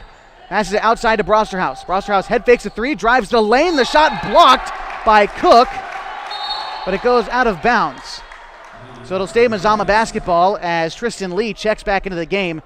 And Brosterhouse upset that he didn't get the foul call. You saw him slam his hands on the deck, out of bounds.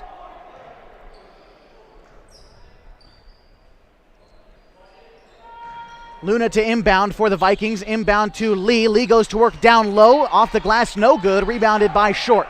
Short bringing it up. Front court pass to Cook. Cook has his pocket picked by McEachran. The Vikings going the other way. McEachran walks into a three-point shot. No good. Rebound grabbed by Zumwalt. 48 seconds to go in the third. The score 30-18. Now it's Short with it. Short bringing it up slowly for the Pels. Short now, bounce pass over to Wata.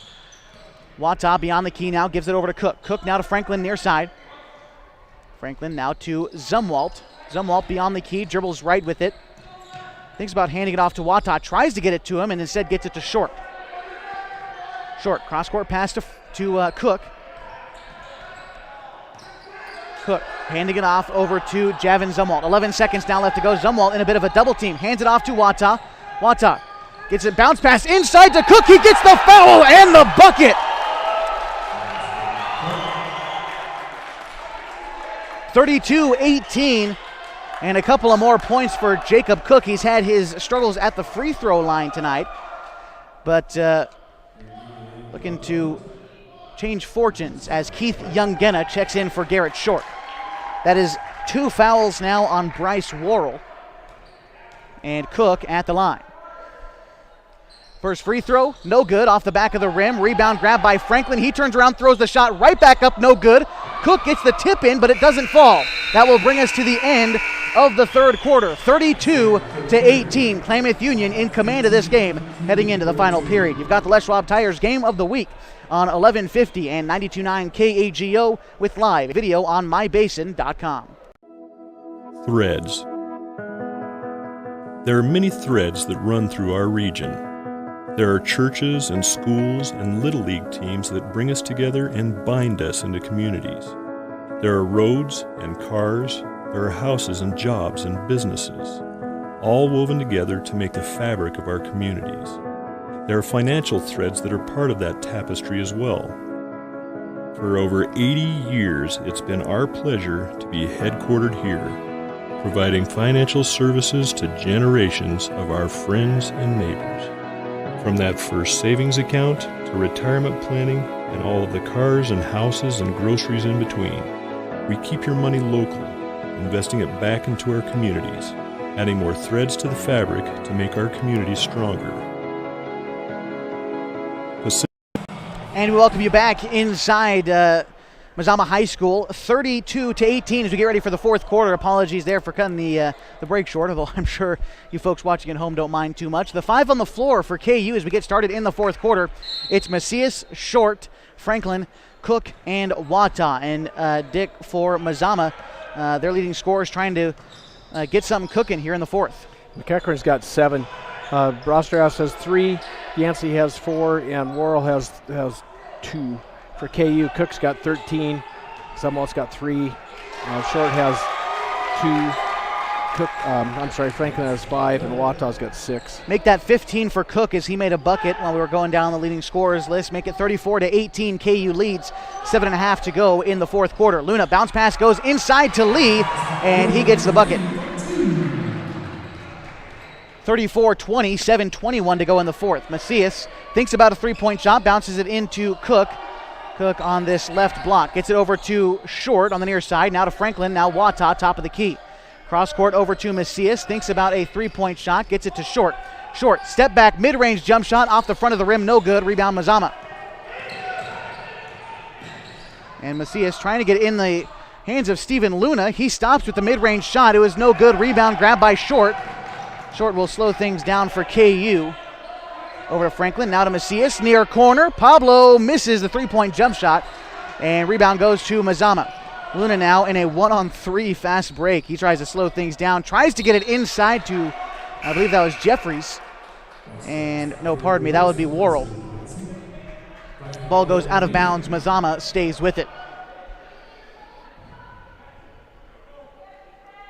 6:38 left in the fourth quarter. 34-20, KU leads. Luna trying to find an inbound pass underneath the bucket. Gets it over to Brosterhouse. Brosterhouse now top of the key to Worrell. Worrell dribbles in, kicks it back out to Brosterhouse. Far corner, picked up by Franklin. Brosterhouse fakes left, goes right, lays it up, and misses the shot, but is fouled. He will get 2 shots at the line here.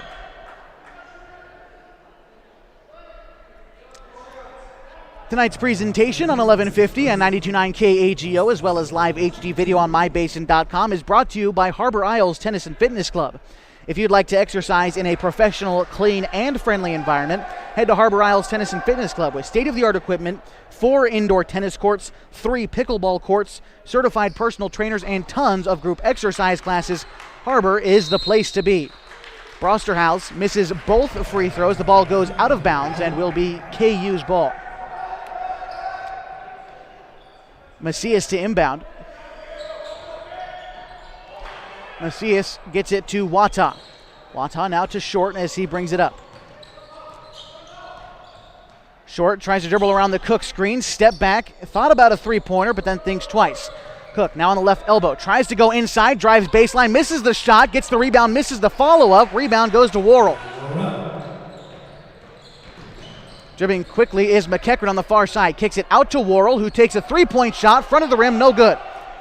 Wata with the rebound, throws it front court to Cook. It's stolen away by Brosterhouse and last touched by Cook as the ball rolls out of bounds.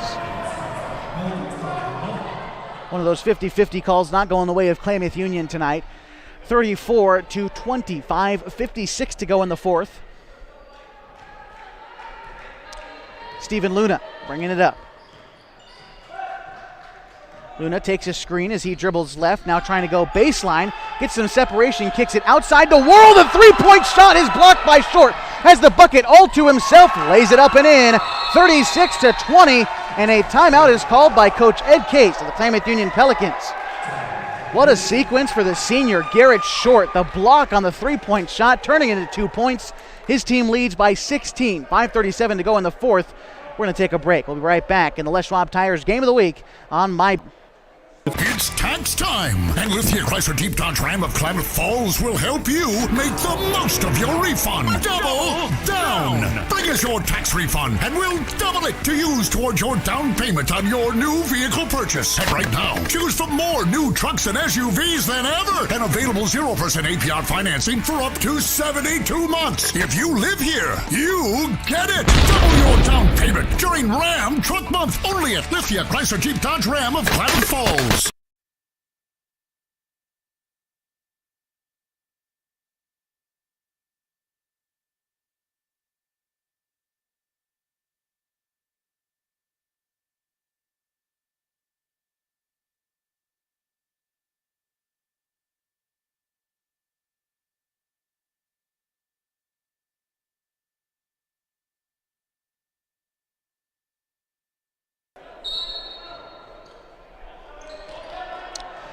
Welcome you back inside Mazama High School. The score 36-20. Klamath Union leads, but Mazama's got the ball. Stephen Luna trying to drive baseline. Has the ball knocked loose by Pablo Macias, so the ball goes out of bounds. Again, 36-20. Klamath Union leads. 5.5 to go in the fourth. And KU, if they hold on to this lead, would improve to 7-0 on the season. Luna gets it over to Brosterhouse. Brosterhouse trying to work inside, is triple teamed, fights through it all, and gets the bucket. Credit to Cole Brosterhouse on that play. What a great possession for Mazama. He worked hard for that bucket. He did. Garrett Short passing it ahead to Wata. Wata fakes left, dribbles right, kicks it back out to Macias. Head fakes a three, dribbles inside, and tries to make the extra pass, and it's taken away by Brosterhouse. Mazama now going the other way. Brosterhouse on the right block, trying to get it outside to McEachran, beyond the arc, far side. McEachran dribbling it around, out in front of what would be a student section. Now Stephen Luna dribbling, spins left, bounces it into Lee, who loses a handle on it, steps out of bounds, going the way of KU.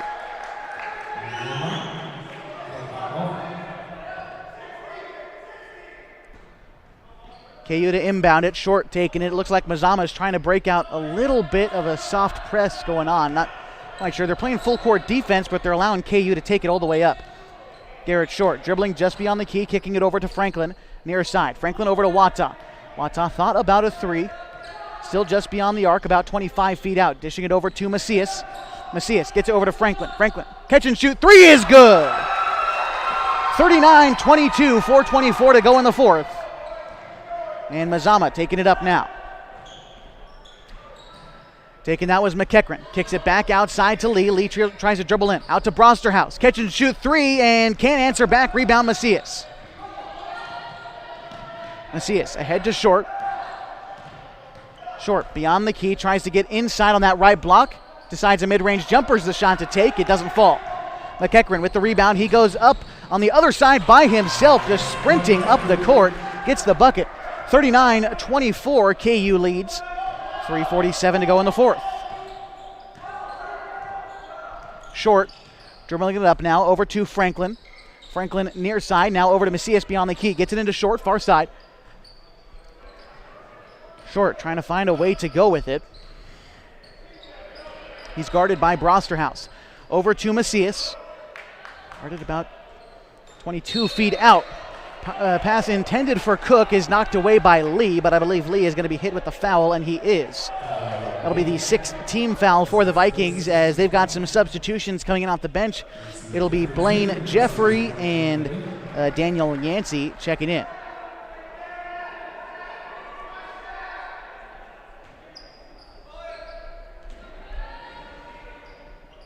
Short gets the inbound pass over to Franklin, far side. Gets it back into Short. Steps back, now to Franklin again, now to Macias. Over to Short. Short driving in, thinking about the left side, now to Wata. Cook near side, beyond the arc. Cook, dribble, handoff screen into Franklin. Tries to go inside, and a blocking foul before the shot is going to be tagged on Stephen Luna. And that is Luna's second, Luna's second foul. So Franklin will be sent to the free throw line here. That was good offensive play there by KU with the dribble handoff. And before the shot, it was the seventh team foul, so only a 1-and-1. The missed free throw means no second free throw. McEachran going up on the other side, fights through the contact from Wata, and that will send McEachran to the line. That's his first. McEachran shooting two after the foul that we charged to Von Wata. That'd be his first. The first free throw is no good. And both of these teams having struggles from the free throw line tonight. There was the same thing at Eagle Point earlier last week. Got to make him from the charity stripe.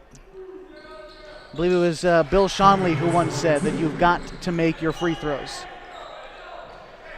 One of them was good. So the score now 39-25. Garrett Short. Dribbling it about half court, kicks it over to Franklin, far side, gets it to Macias. Macias near side to Cook, still beyond the arc, has the pass knocked away by Jeffrey, ahead to McEachran. McEachran Dribbles it in, kicks it back out to Brosterhouse. Brosterhouse, a look at three off the front of the rim, no good. Jeffrey gets the rebound, tries to go up and under against Cook, gets the foul, and no bucket. So Jeffrey shooting 2 at the line now. He is a junior, standing 6'3".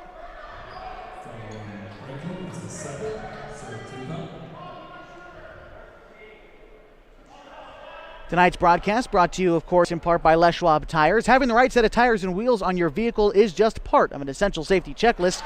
That's why Les Schwab does more than install just tires and wheels. You can come on in for a free pre-trip safety check, and they're going to help make sure that everything is in working order at Les Schwab Tires. In Klamath Falls and Merrill, they've been doing the right thing since 1952. Jeffrey knocks down both of his free throws, so KU taking it up on the near side. Franklin catches it in the near corner, tries to drive baseline, kicks it outside to Cook. Now to Short, just beyond the key. Short to Wata, near side. Wata looks at a 3, catch and shoot, no good. Rebound by Cook. Cook gets hit by Jeffrey, no call. Still tied up, and it's going to go the way of timeout. Oh, timeout Mazama. So no held ball. 39-27, 2:14 left to go in the ball game. Going to take a break. We'll be right back with more Klamath Union basketball action on 1150 92.9 KAGO HD video on mybasin.com. What rhymes with great? Participate. Where does greatness start? Here, in the classroom. On the stage. In the pool. On the field. Where will your greatness take you? To better grades. To more friends. Yeah! Be great. Participate.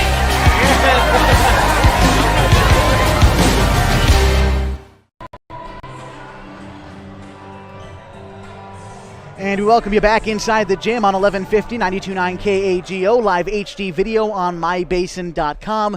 2:14 left to go in the fourth, and the Klamath Union Pelicans lead 39-27. The Vikings start with the ball coming out of the break. Luna dribbling it up, hands it off to McEachran. McEachran trying to drive inside, pops at the free throw line, kicks it back out to Yancey. Left elbow, bounce pass goes inside to Brosterhouse. Brosterhouse trying to go to work on the right block, loses the handle, and possession stays with Mazama. Huh. All right, 2:01 to go in the fourth, 39-27. Oh, boy. Inbound pass goes to Brosterhouse. Brosterhouse kicking it over to McEachran. He's at about half court. McEachran hands it off to Luna. Luna tries to go back out to Jeffrey. Jeffrey thinks about a 3, dribbles in, back out to Brosterhouse.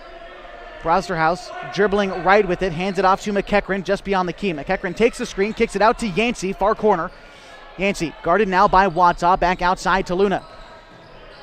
Luna tries to dribble inside, gets it to Jeffrey. Mid-range jump shot, no good. Rebound snagged by Jacob Cook. Under a minute and a half now to go in the fourth. Klamath Union up 39-27. Short. Dribbling it just beyond the key. Kicks it over to Macias, now to Wata. Wata beyond the key, over to Franklin, far side. Bounces it over to Short. Short to Macias now. Back to Short. Now to Wata. To Franklin, near side, back over to Short. Short is bothered by Yancey, and that'll be a foul on Yancey. Eighth team foul against Mazama, and the second on Yancey as Tristan Lee checks in for Blaine Jeffrey. With that being the 8th team foul, Garrett Short stepping to the line for 1-1, misses his first, rebound grabbed by Luna. Luna kicking it out, Brosterhouse steps back at the free throw line and dishing it over to McEachran. McEachran trying to dribble baseline near side, mid-range jump shot, no good, and the board is grabbed by Macias, who takes it up. Macias is fouled by Luna, and that will result in free throws for Pablo. You know, it's interesting. Mazama, even though they were within 12, ran about a minute and a half off the clock. And I don't quite understand that. If you're trying to win a game, you wouldn't think you'd be doing that. Yeah, you make a good point. Mazama, in the third quarter especially, came out with a lot of fires. Mazama and Macias, makes that first free throw 40-27. But the Vikings came out with a certain kind of intensity in the third quarter that has just not been seen here in the fourth too much. No. Both free throws good for Macias. 41-27. Luna kicks it to Lee, who gets everyone off their feet and gets the bucket. 41-29, 34 seconds left to go. Short in the double team right now. Tries to get it over to Franklin, to Macias, as that brings it into the front court for KU. 26 seconds left to go. Macias is bothered, and a foul called on Lee for Mazama. That will send Macias to the line for 2, as that is the 10th team foul picked up for the Vikings, and the second on Tristan Lee.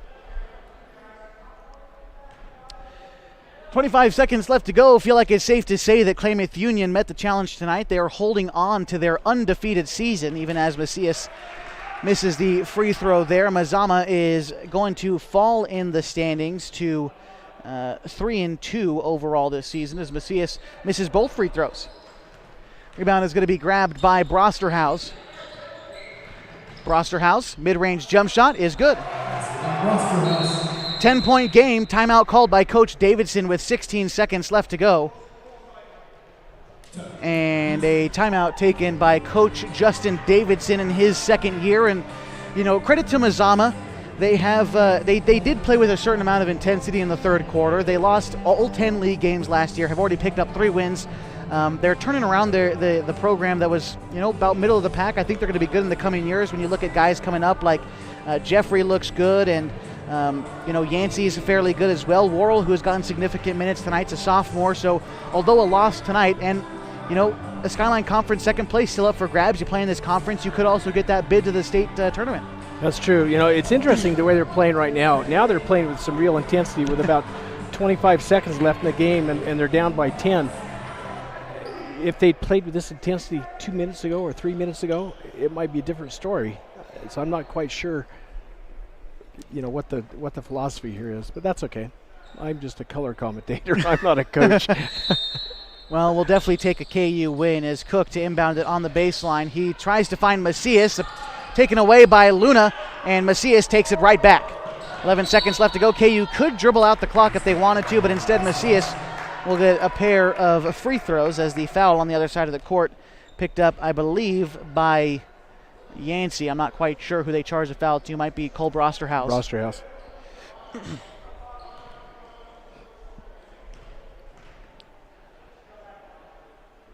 Pablo Macias with the first free throw.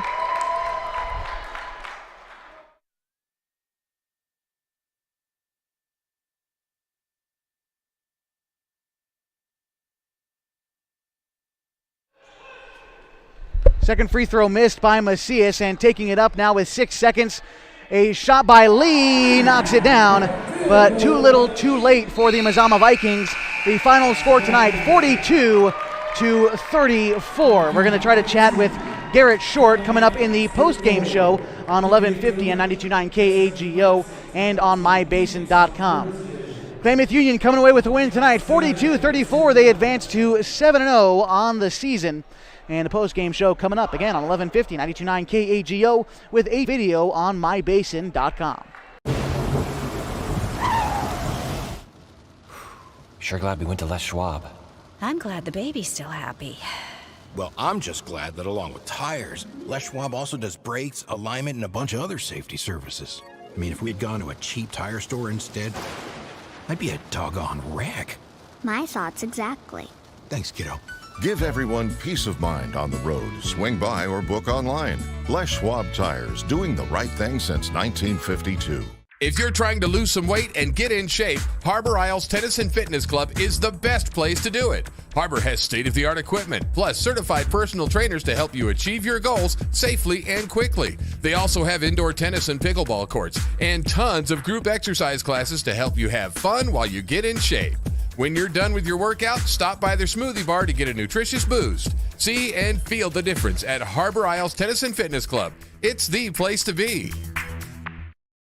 It's time tax time. And Lithia Chrysler Jeep Dodge Ram of Klamath Falls will help you make the most of your refund. Double down. Bring us your tax refund and we'll double it to use towards your down payment on your new vehicle purchase. And right now, choose from more new trucks and SUVs than ever and available 0% APR financing for up to 72 months. If you live here, you get it. Double your down payment during Ram Truck Month only at Lithia Chrysler Jeep Dodge Ram of Klamath Falls.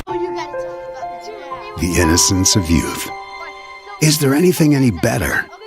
But soon they'll be in high school and facing all the same challenges you faced. How to make friends, how to fit in, how to be cool. And we welcome you back into Mazama High School on the Les Schwab Tires Game of the Week on mybasin.com, also on air on 1150 and 92.9 KAGO. The final score tonight, 42-34. Klamath Union improving to 7-0 on the season. I'm joined now by senior Garrett Short. Garrett, how does it feel to remain undefeated after this kind of game?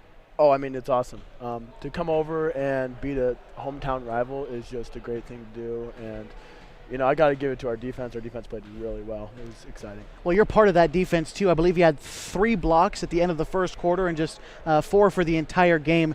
Talk to me about your approach on the defensive end. One of my old coaches told me I was playing pretty lazy defense the past few games. So I tried to pick it up this game and get good blocks, not lazy blocks, you know. So. And I felt like I did a lot better with that. Talk to me about what you saw from Mazama tonight. Obviously, they were a team that a lot of people were talking about coming into this game that, you know, might threaten you guys, and that was a real conversation happening. But what did you see from those guys tonight? I mean, we were prepared for them. If they shot really well, they could easily win the game. So I think we were all ready to play defense, and that really saved us. I mean, holding Mazama to 34 points is a very good thing.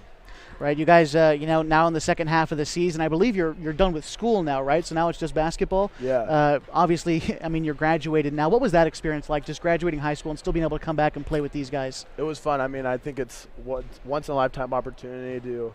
I'm just happy we get to play, and if it's during the summer, that's awesome. I think it's a lot of fun. It's great. You guys got a day off, and you see North Valley on a Thursday. What do you know about those guys? Oh, I mean, we played them, so. They're missing a few players from COVID, which, I mean, kind of sucks because they're cool people. But, you know, I think we can go out and play hard against them.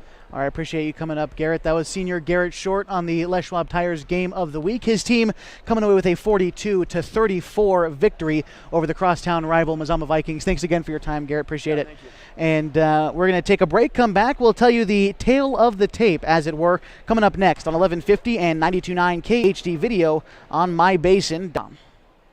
It's tax time, and Lithia Chrysler Jeep Dodge Ram of Klamath Falls will help you make the most of your refund. Double down. Bring us your tax refund, and we'll double it to use towards your down payment on your new vehicle purchase. And right now, choose from more new trucks and SUVs than ever, and available 0% APR financing for up to 72 months. If you live here, you get it. Double your down payment during Ram Truck Month only at Lithia Chrysler Jeep Dodge Ram of Klamath Falls.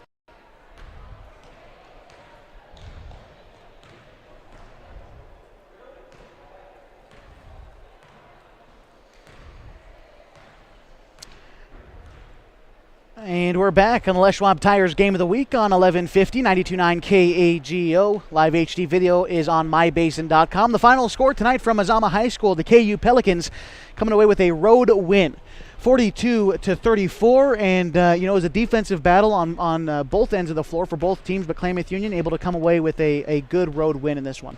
They did. It was a low-scoring game for the most part. Mazama had 10 from McEachran, 4 from Lee, 9 from Brosterhouse. Most of those are in the fourth quarter. 2 from Jeffrey, 4 from Yancey, and 2 from Worrell.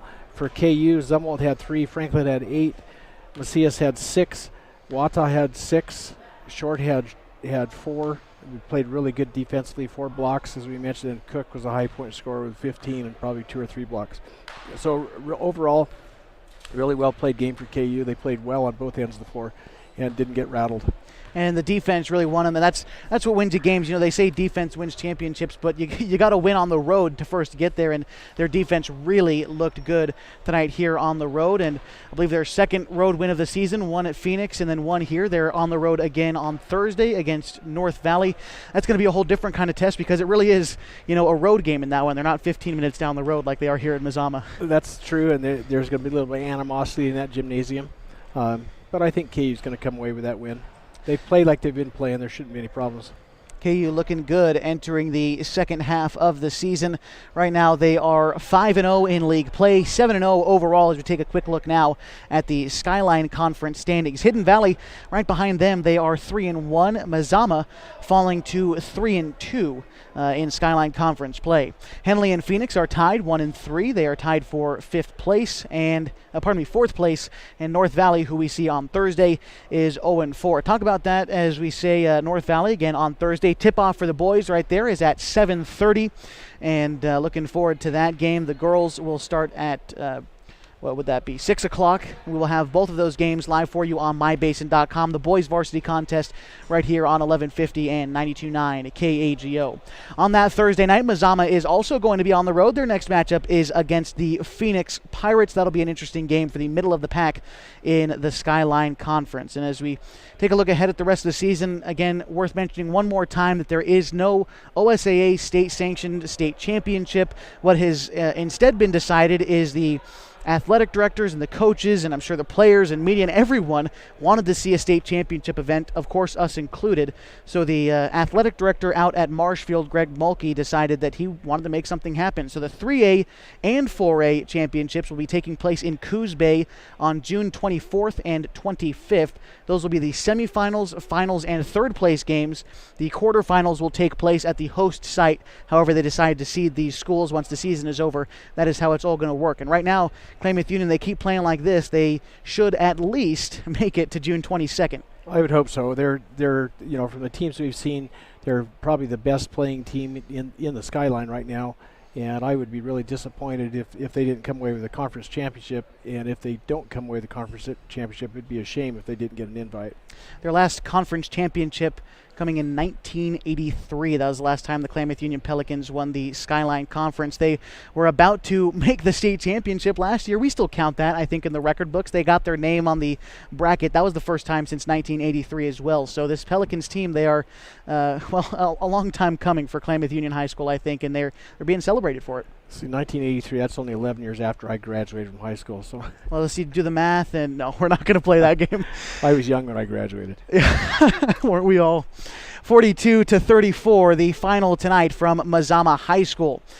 We have been broadcasting live on mybasin.com. If you'd like to watch an archived replay of this event, simply log on to mybasin.com and click on Watch. Mybasin.com is your home for everything going on in the Klamath Basin, from news to sports to special events and everything else in between. Check us out online, mybasin.com. I'd like to extend a special thank you tonight for Mazama Athletic Director Vic Leese for having us in his building, and the coach Justin Davidson for working us with his lineups and all that good stuff tonight. So special thanks to those two fine gentlemen, as well as Klamath Union head coach Ed Case allowing us to cover his program, and their athletic director Scott Mason. Special thanks to those four gentlemen for allowing us to cover his program tonight. The final score once again was 42-34 for my program director Rob Sims and Dick North. I'm Josh Eldridge. Good night from Mazama High School.